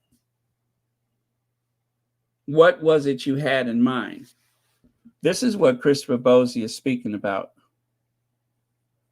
I doubt if anybody's going to target a member of the royal family, because we have pointed out that they have been around that family for 20 years and hasn't found themselves someone to give them some pointers on public speaking. I doubt if that makes that person a target. I really doubt that. I'm just going to go on the limb and say I don't think that's going to happen. So let me see, where did I leave off? I was here. So yeah, that's exactly what Christopher Bosie is talking about. This has been a thing for quite some time, where the right wing, the only way they can hold on to power, the only way they can keep an audience is with hatred. Hatred. The people who call themselves supporters of Will and Kate, most of them are not. Will and Kate is a rallying point for their hatred and hostility for anything liberal, anything other in terms of being a person of color, a Black person. In some cases, just being a woman is enough. To be gay, that's another one. Those are the people that are targeted. If your first language is not English, then that's offensive to them. You're targeted. You're othered. You're not supposed to be here. That is how they operate. And when you look through their accounts, it's really interesting that you will see the Tories. You will see the Republicans here in the US, the MAGA people. You will see that. You will see offensive things said about Joe Biden or Barack Obama or Hillary Clinton. All of that's there. It's not just isolated to Harry and Meghan. They have beefs across all of social media on various groups and topics. They are targeting people. And once they get it fixed in their head that they are the only ones that can be the crusaders to save humanity from any of the above mentioned people, it really gets out of hand. People are not safe from those type of people. B. Martin says, broke in my...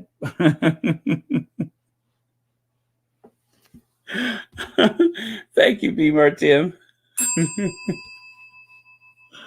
But yes, they are broke. They're broke.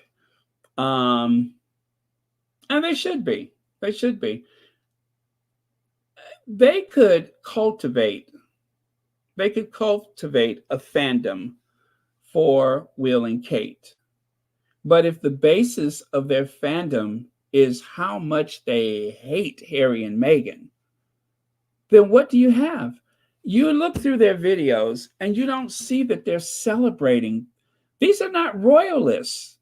Most of them are not royalists. There are a few that are, but most of them are not royalists. They just want to hate Harry and Meghan.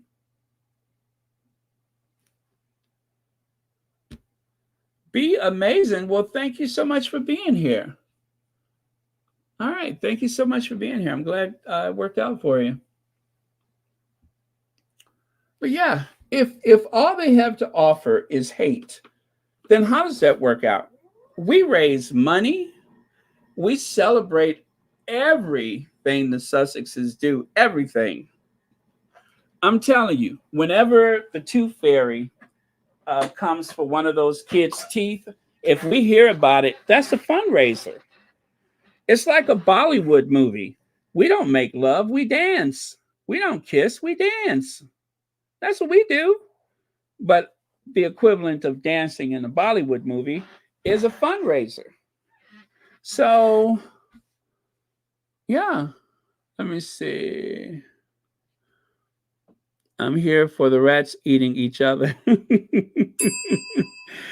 you, Cass Sterling. I like the way you put that. Yeah, and that seems to be the case. I wonder when that's going to happen with the royal rodents, because they have lost a lot of money. Huh? When will the royal rodents get together and then they start picking off each other? Now, Robert Jobson, I do remember when he made Camilla Tominey look like a fool.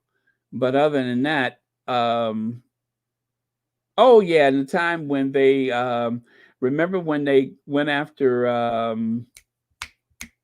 Angela Levin? Remember that? After the Queen died, they that one lady come after Angela Levin. Then don't invite me on this show.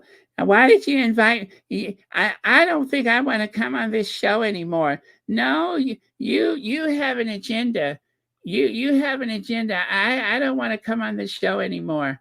I was here to talk about Meghan because, well, she's an American actress, but you have an agenda and I don't want to do this show anymore. Now that was funny. Oh boy, did they come after her. I mean, they came after her so bad, so fast, so furious that that thing on her head opened up his eyes and ran down her arm and out of the room. That's how bad they got her.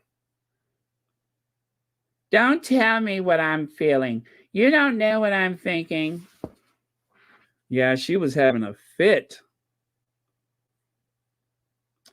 Okay, so Prince William makes inappropriate joke as royal admits he draws the line at kissing.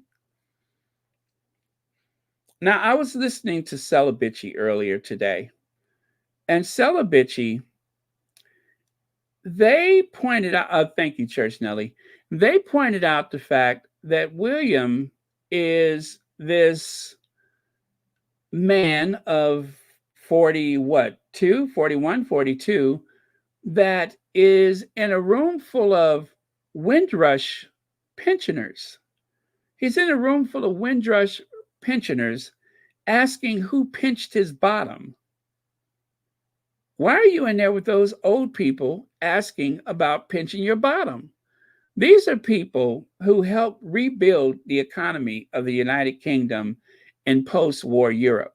And the best thing you could think of is, who's touching your bottom? Really, freak show? Who's touching your bottom? And then, of course, just to make sure things stayed weird, what are William and Kate's most used emojis? I do believe that this is an attempt to find something that will become endearing, that will trend on TikTok. Otherwise, nobody wants to hear about your behind. Nobody wants to hear about your eggplant. It's tacky. It really is vulgar. This is a future head of state, born to reign over a country of people that will never know how stupid he is.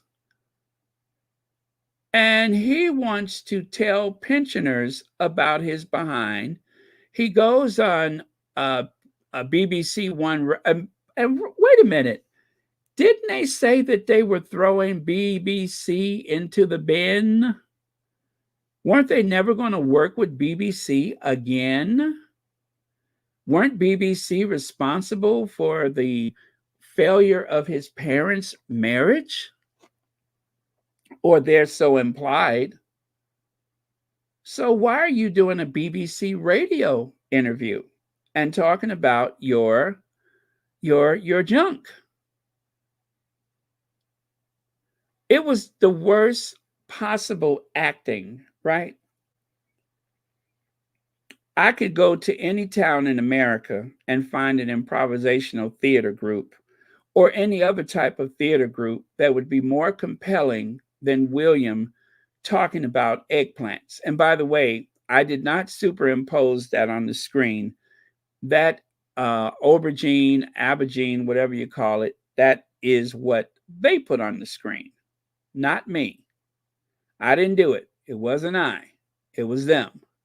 So this, I could not stop thinking about that. I'm just like, why? Is the need to compete with Harry so strong that you are going to ignore the Commonwealth? You are going to ignore most of the working class people in the United Kingdom so that your fixation on all things Sussex is blaring out loud and clear, because this is an obsession. Kate is obsessed. William is obsessed. This is the same energy that they use to run the Sussexes out of the United Kingdom in the first place. And now that they're gone, they're chasing them. Who's pinching my bottom? Who's pinching my bottom?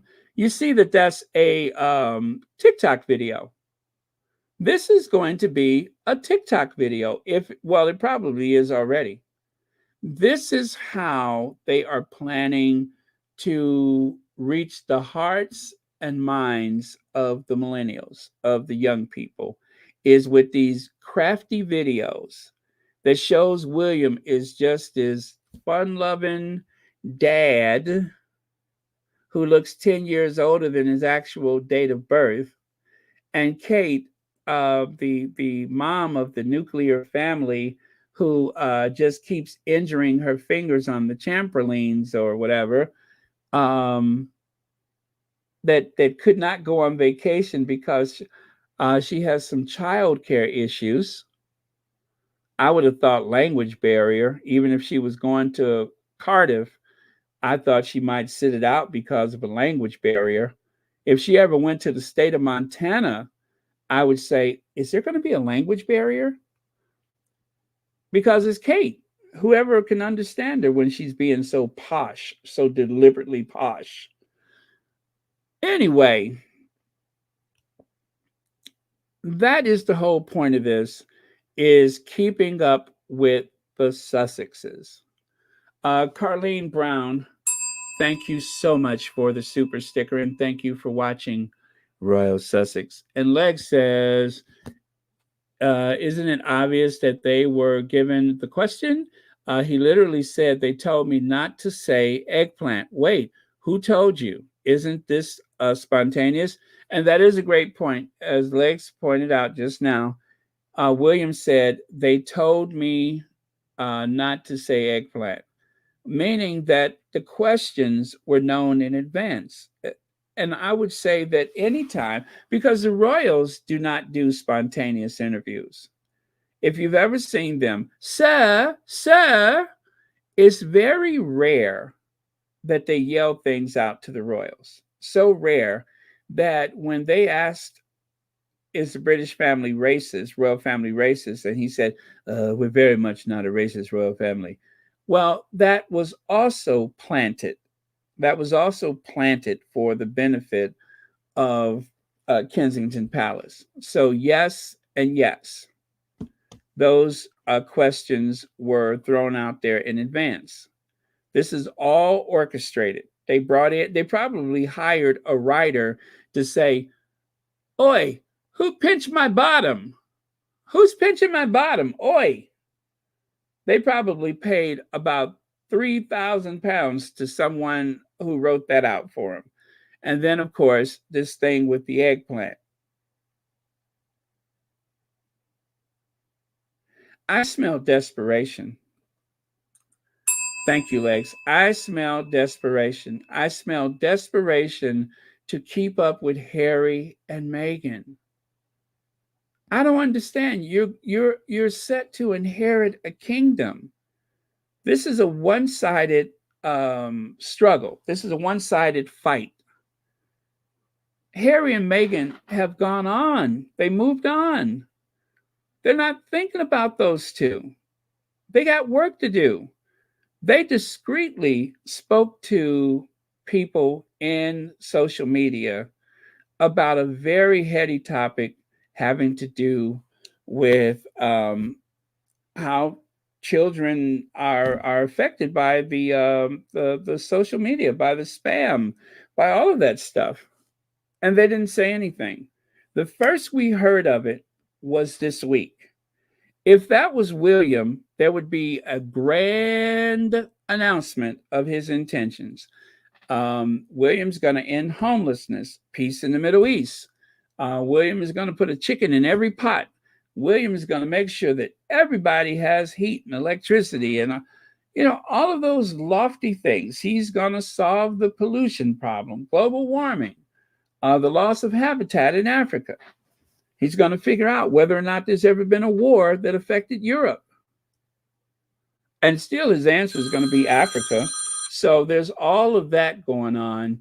And yet William, the Magnificent, still finds a way to screw it up every single time. So, let's see. No sympathy for those Black people allowing themselves to be used as props. Yeah. And that's exactly what it is. But, when you're dealing with the older people, they know that the likelihood that they're royalists is pretty high. You don't suspect that the older people or their grandchildren or children are going to yell, "Colonizer!" You don't suspect that that's going to happen. So it was the perfect crowd to blend into, to come up with crude, nasty, filthy jokes in front of pensioners. This is in front of pensioners.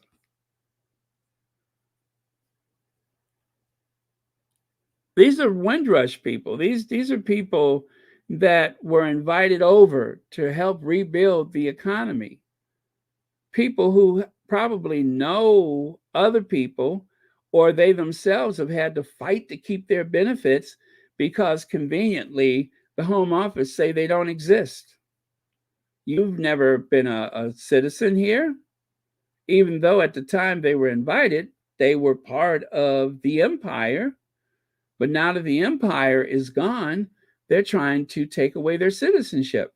They love to take away your rights of citizenship when you're a person of color. They will deny your existence.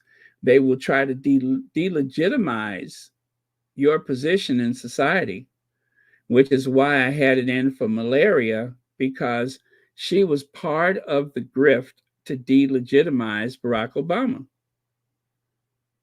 It was a 5-year campaign by Donald Trump to delegitimize Barack Obama.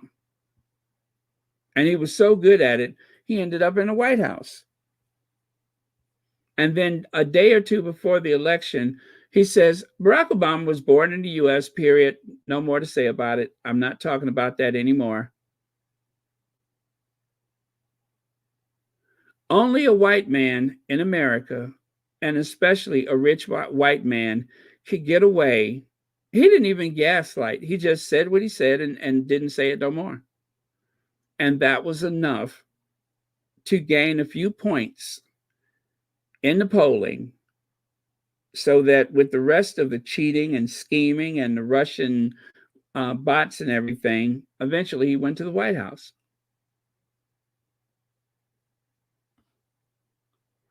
YM George said that was an answer to let everyone know what to look for on W's secret page profile. He's fishing for dates and rough sleeping partners.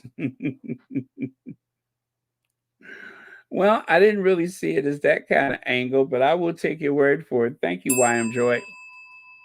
Yeah, it's a signal. No doubt it's a signal. It's like the bat signal, but it's not shaped like a bat. It's shaped like an eggplant. Right now, on the foggiest of nights in the United Kingdom, you might look up at the sky and see an eggplant in the night sky. That is someone obviously projecting it from, I don't know, Anmer Hall. Could you imagine driving home and all of a sudden you see an eggplant up in the sky? Lenny says probably Kate pinched his butt. Or nobody. I suspect it was nobody. This was all orchestrated. Thank you so much for your super chat. This was all predetermined and orchestrated. I'm so sure of that. I am so sure of that. This is the people that they hired trying to make them appear more human-like. They need these videos to go to TikTok. They need those videos to trend so that they can bring people into the fold. And notice one of the videos that was put out by the Daily Mail and Court Gossip. Court Gossip, I'm not sure what kind of account that is, but you could imagine it has to do with a royalist. And then, of course, the Daily Mail. Well, I told you guys about a month ago, Daily Mail is trying to make their presence in TikTok. All of the legacy media, they're running to TikTok because that's where the youth of these countries are getting their news. So they have to go to TikTok if they want to be relevant. They have to go to WhatsApp and Smart Chat or whatever it is. They have to go to those spaces in order to remain competitive and relevant. They're hoping that one bridge will take you to the next.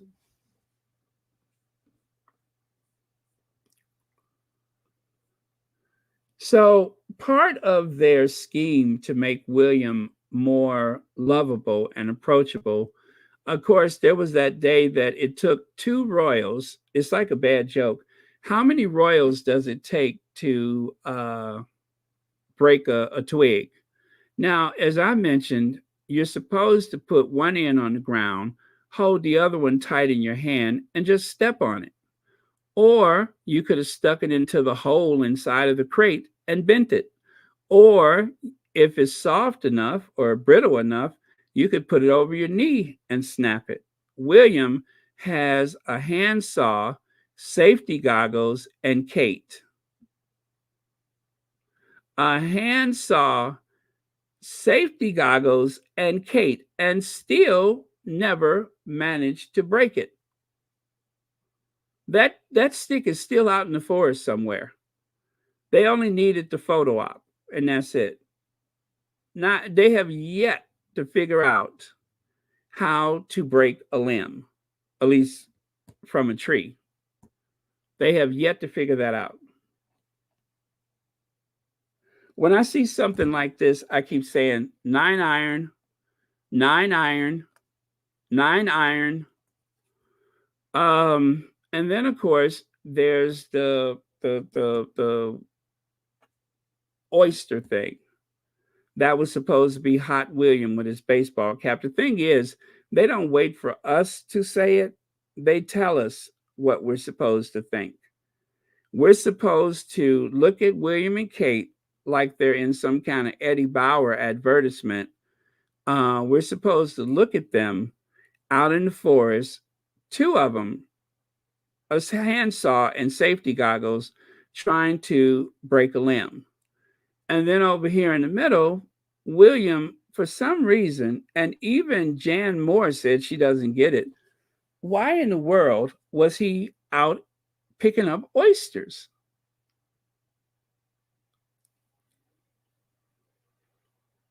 That was a bad start for the New York trip. And then, of course, the shoes. What kind of shoes Harry wear? Check. What kind of jeans does he wear? Well, they couldn't find those. They put them in chinos. And then, of course, the jacket. That jacket is brand new. I promise you that jacket is brand new. It's not broken in. I saw like a close-up photo of it. It is brand new. They got it just for the occasion.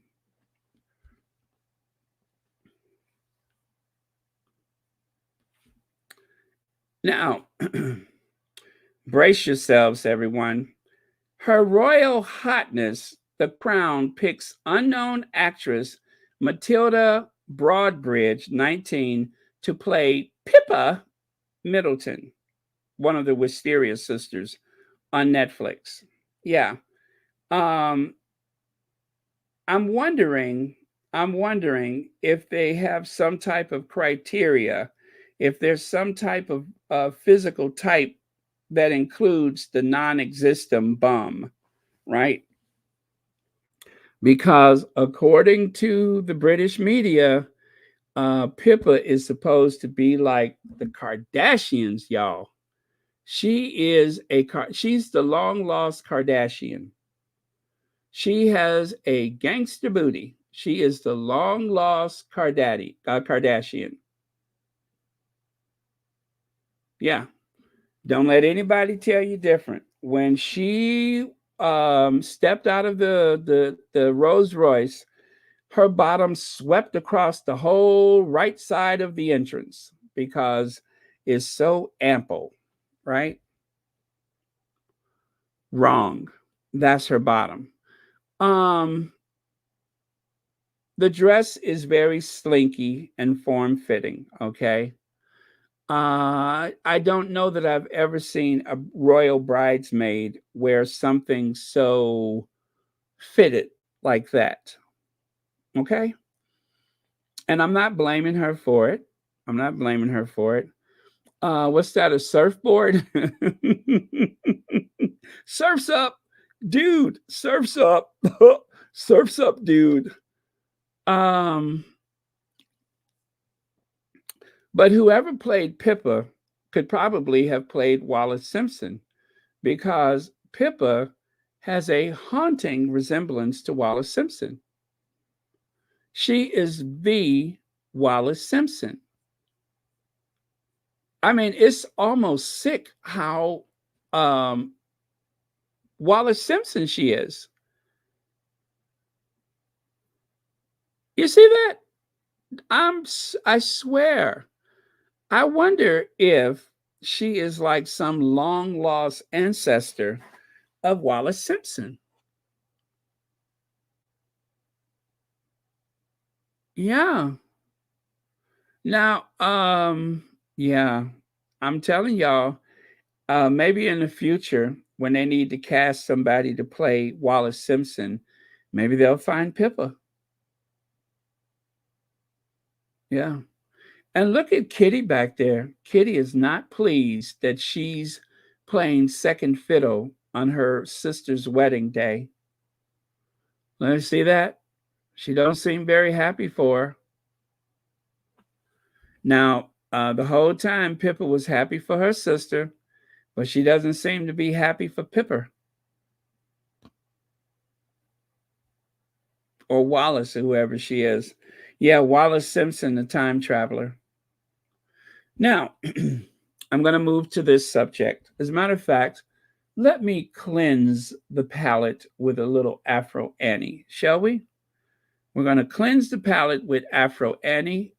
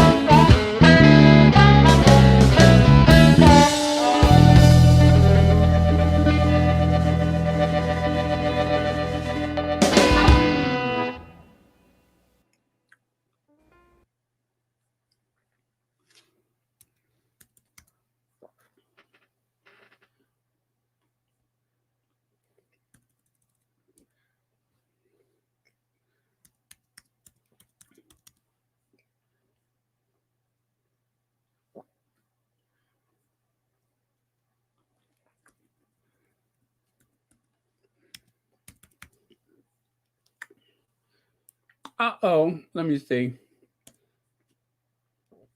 Oh, there it is. Okay, here we go.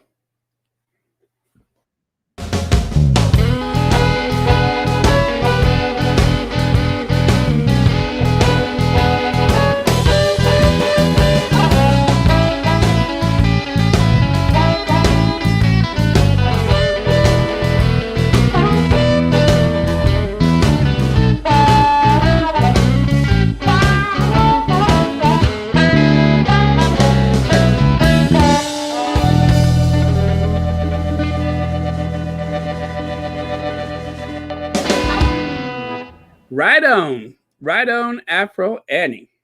Okay, so don't forget to hit the like button, everybody. Please make sure you hit the like button. And if you're not subscribed, please do subscribe to Royal Sussex. It doesn't cost you anything unless you want to become a channel member. Then it'll cost you something as low as $4.99 a month. All right, so A-lister just doing their thing and walking around New York. No drama, no police escort, no one harassing them, no minding their own business.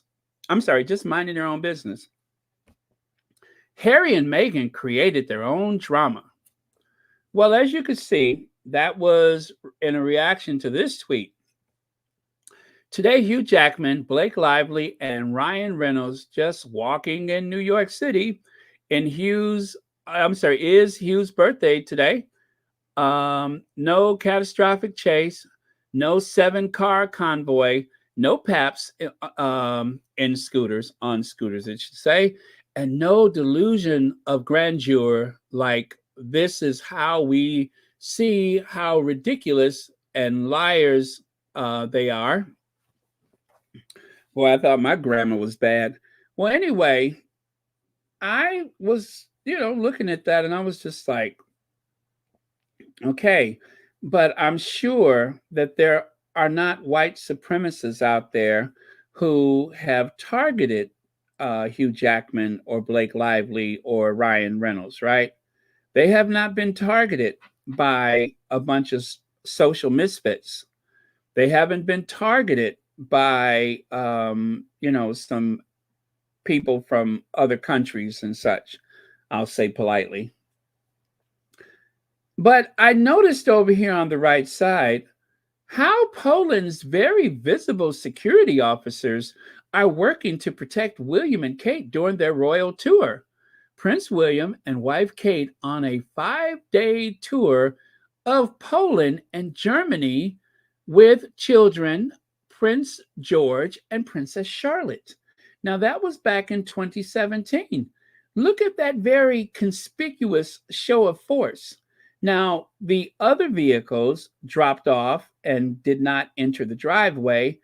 Only the principal vehicle with the royal standard waving from the area where the mascot or the hood ornament would usually go. I would say they went all out for William and Kate. What was the level of threat back in 2017? Huh? If you notice, I did mention Poland, where William went back months ago to find himself a delicious pulled pork sandwich. You see, the pieces are all coming together. William went back to Poland. This time he ditched his family and went back to Poland because obviously he fancied himself a pulled pork sandwich.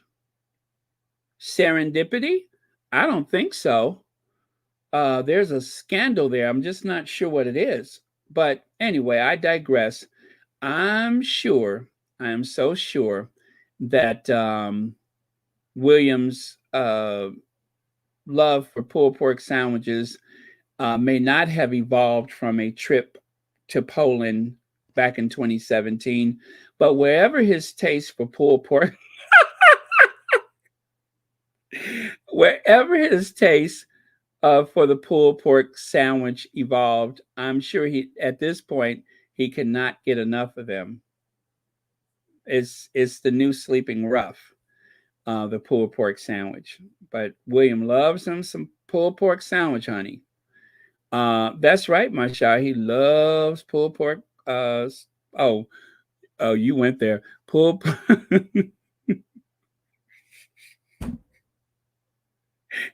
You went there. Um, anyway, so I was looking for something to use as reference. And while I was looking for William and Kate, motorcade or convoy, well, this is what I came up with. This was one of several articles about how well protected they are.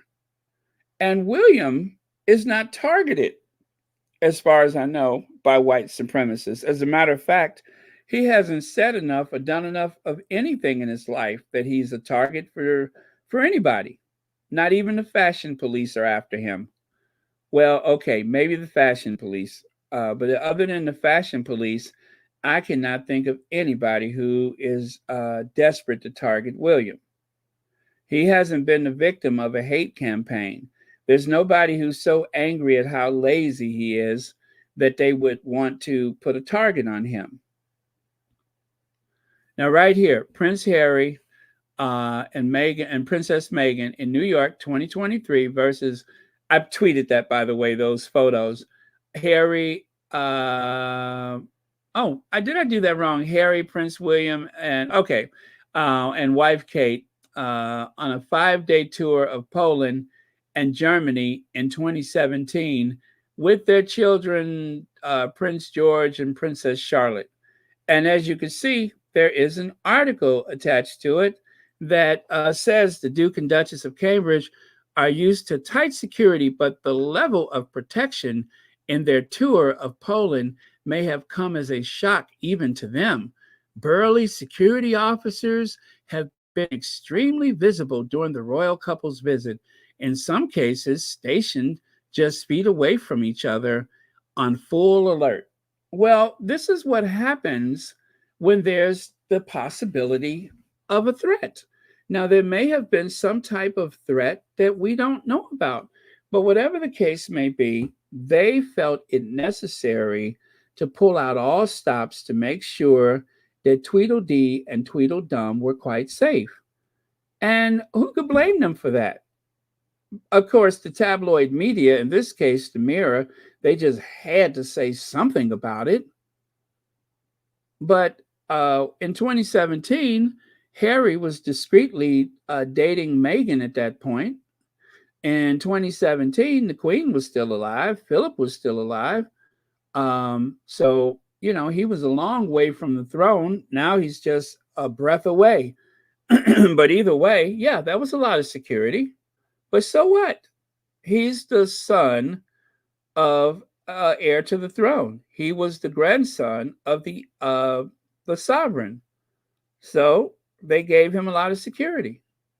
I mean, let's just call it what it is. That's hypocrisy. That is a contrived story. And I'm going to tell you why I think that this is such a big deal for the tabloids and even for the derangers and the other haters. Having that level of security bolsters one's image. Not directly, not deliberately in the case of Harry and Meghan. They already have very huge presence in the world, a huge presence. But for someone who is trying to establish themselves, having this level of attention would mean a lot to them. But in Harry and Meghan's case, it's necessary. Threats have been made. I just mentioned the fact that there was some crazy person that flew all the way from London. This woman had an English accent, I believe. She flew all the way from the UK over to New York so that she could, I would say, allegedly, possibly threaten Meghan. We don't know what's in her pockets. And why is she wearing a face mask in 2019, a full year before the global pandemic, and her face is covered? If I did not tell you that, you wouldn't have known the difference. That's why I put the date there. So Harry, the son of a sovereign, should not be paying for his protection. And as I suspected, some of this is overlap from the Surgeon General. And now we find out that is likely overlap from Doug. This is probably some type of overlap from Doug, right? So it's not like Harry and Meghan set out for so much attention, but they had a convoy, they had a motorcade before. They're calling it Convoy, but let's face it, Harry is a public person. He's a prince of the realm. That's not a convoy, that's a motorcade. Whatever they want to say, that's a motorcade. If it's a motorcade for William, if it's a motorcade for Charles, if it's a motorcade for Sophie Wessex, even if her motorcade can't keep the wheels on the street instead of the pavement, even though sometimes they roll up on the grass and cut through a field,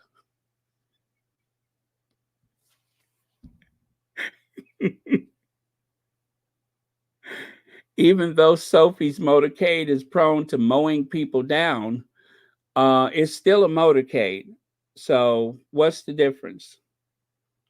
Even if Sophie's motorcade will cut through a grocery store, supermarket, to grab a bottle of orange juice and then back out on the street again and back to that house of theirs, it's still a motorcade. Even if her motorcade cuts through a playground or a senior citizen pensioner's home, it's still a motorcade. Do you all get my point, or should I continue? I think you get my point. It's still a motorcade. Even if her motorcade hits the freeway doing Mach 10, it's still a motorcade. Okay, I'm done.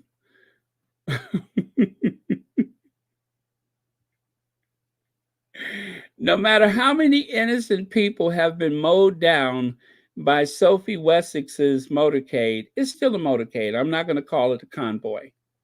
A convoy invokes the image of a military precision event. This was not the military. This was Harry with his protection that he paid for, his bodyguards. Not royal protection officers and their very questionable driving habits. So, as I said, they deserve whatever protection that they can afford, whatever protection is provided for them. That's nobody's business but theirs. They're not asking the taxpayers to pay for anything. Again, we don't know the nature of this alarming image. One of the royal protection officers, this was while she was pregnant with Archie, one of the royal protection officers had to intervene. Could have been Secret Service. I mean, as a working royal, she would have had Secret Service protection or some type of extended protection.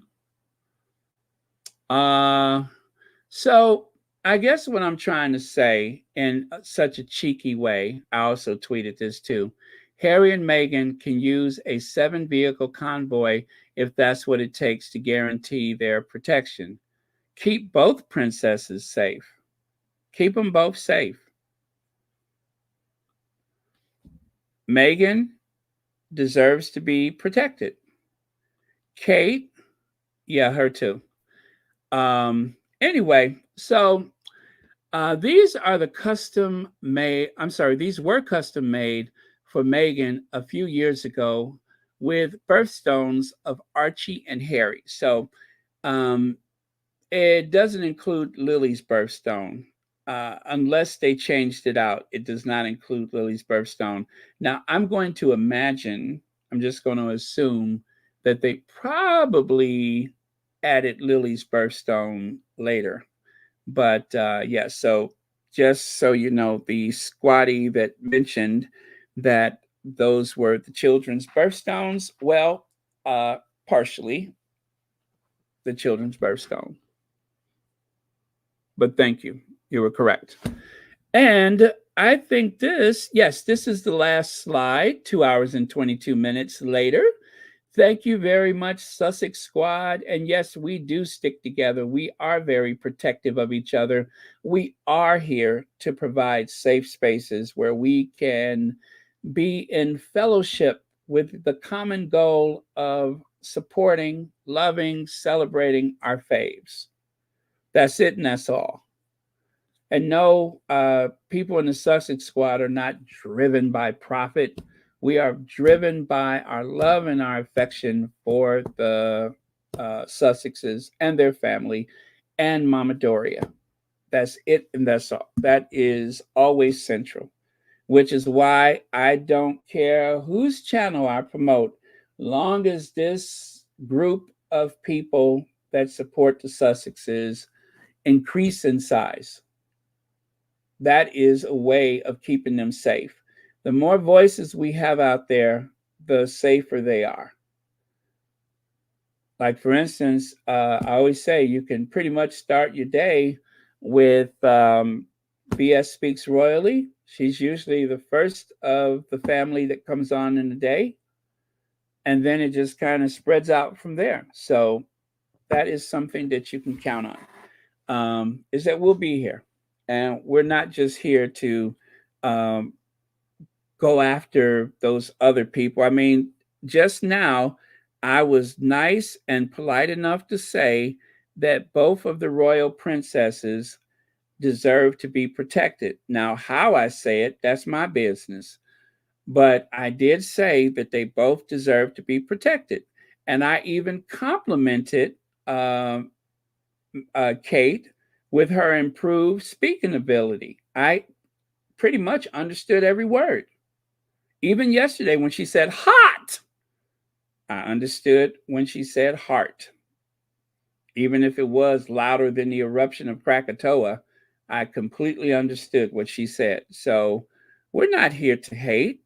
We are here to celebrate. But when the mean girls, when the bullies, when we feel necessary to call them out for some of the things that they have said and done that have caused problems for our fave, well, we're obliged to do that. We are obliged to do that. Meghan went into the royal family looking to work hard, looking to get in where she fits in. She was hoping to have a platform that would help amplify the work that she was already doing. It'd be different if she had to join the family to learn about philanthropy, which is what has happened with other royal brides. Like, for instance, this fossilized princess / queen cohort, consort. She didn't become prone to philanthropy, to humanitarianism until she married. Other than that, she's one of the laziest people that has ever drawn a breath. And of course, let us go to, where is she? I'm looking for hair extensions. Where are those hair extensions? Okay, this person. Still, she doesn't do enough, but she's doing more than she would have done otherwise. You don't hear any stories about how the Middleton family helped anybody. Not a story until Kate married into that family. And even with that, you almost have to coax her out of the house with a pork chop smothered in gravy to get her to do something. You really have to appeal to her vanity to get her out of the house. And as Celibici said, nothing she does is outside of a 15-mile radius of the Adelaide cottage. She doesn't really travel that far. And when she does, she has a fleet of automobiles, royal protection, motorcycle mounted police and also a helicopter at her disposal. And when she gets there, there's more royal protection officers waiting for her. Now, what is it so compelling about her that she needs royal protection? I'll never know. But as she is a member of that family, she deserves to be protected just as much as anybody. And Meghan deserves to be protected more than any of them because she is truly an outsider, not only to the country, but to the system, to the family. And yet, because of the hate campaign waged against her by the British tabloid media, she will never be able to exist in safety again. Her only safety is afforded to her by her protection, by her bodyguards, by her husband, by her family. That's the only protection she has. Even though her husband is the son of a head of state, the son of a sovereign, they are not given the protection that they deserve. They're not able to pay a partial amount. They're not able to pay a full amount. Their money is no good. And I suspect that starts with the Queen Consort, that's with his brother and his father. Those are the three people that have made sure that they're not safe, that have ensured that they're not safe. I won't even say allegedly. Those are the three people.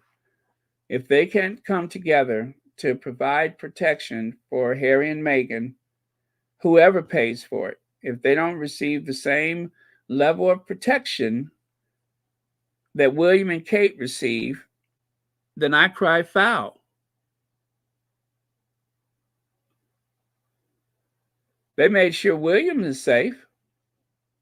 William has an £8 million helicopter, even before he was Prince of Wales. Where was he going? Hypocrisy. So, anyway, that's all I have to say about that for tonight.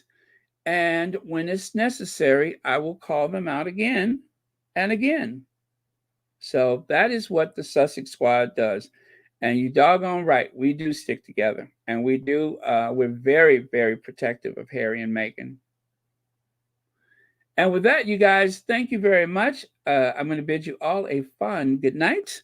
And let me see. What will we make the last word for today?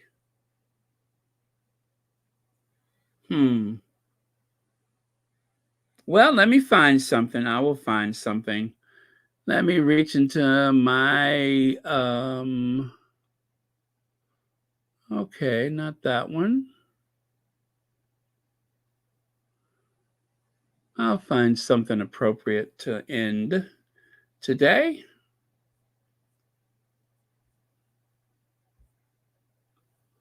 No, I think today is not a good day to talk about Nantucket.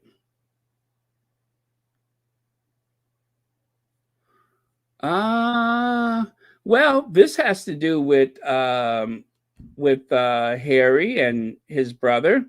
You ever notice people would rather stop speaking to you instead of apologizing when they're wrong? I've noticed that. And how about this? Behind every successful person, there's a lot of unsuccessful years, meaning, of course, trial and error. Just because it didn't work out in the past doesn't mean you didn't learn how to do things better in the future. So, yeah, maybe you've had some unsuccessful years, but whatever you have ahead of you, you can always find a way to be more efficient, to make things more meaningful. You can be more deliberate. You can always do more. You have it in you to do more because you've learned from your mistakes, hopefully. Let's see.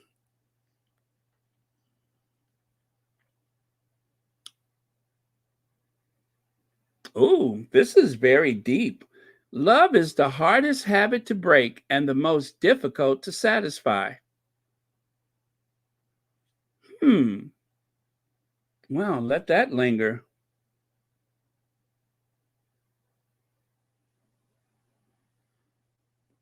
And I don't know, this is a little biblical, but they that wait upon the Lord shall renew their strength. They shall mount up with wings of eagles. They shall run and not be weary. They shall walk and not faint. That's Isaiah 40:31. That is very spiritual. I love that. Okay, so thank you very much. And thank you so much for watching Royal Sussex. Thank you, moderators, for keeping this a safe space. And let's see. I think that was it. I guess I'll see you all tomorrow. I didn't miss anything. I showed the one video that I meant to share. So, yeah, that was it. We're done. And oh, yeah, thank you, everyone, for your very kind, thoughtful, and generous contributions. I suspect I do have a list somewhere. I suspect. Yes. Thank you, B. Martin, K. Sterling, Charlene Brown, Legs, YM Droid, Lynn E. And thank you for the mysterious PayPal and Cash Apps. If I missed, I think no, that can't be right. There's got to be more, right? Okay. Well, if I did miss anyone, I'm pretty sure I called it out at the time. So thank you all very much.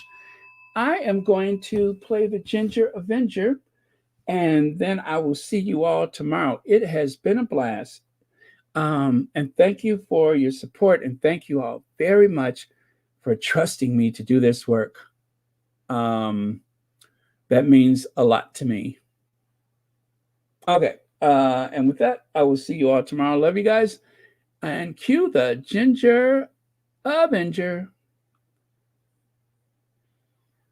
Or, wait, did I forget something? Let me see here. Oh, yeah, I did, didn't I?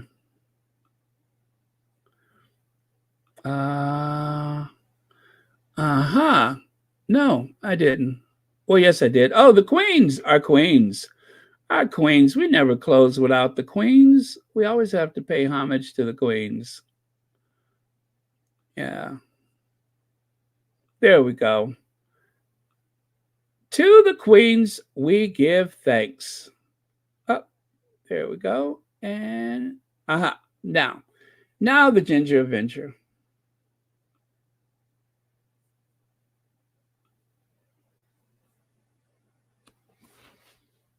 Sherry Ware, I did, but maybe that was from, oh, it's 2 parts.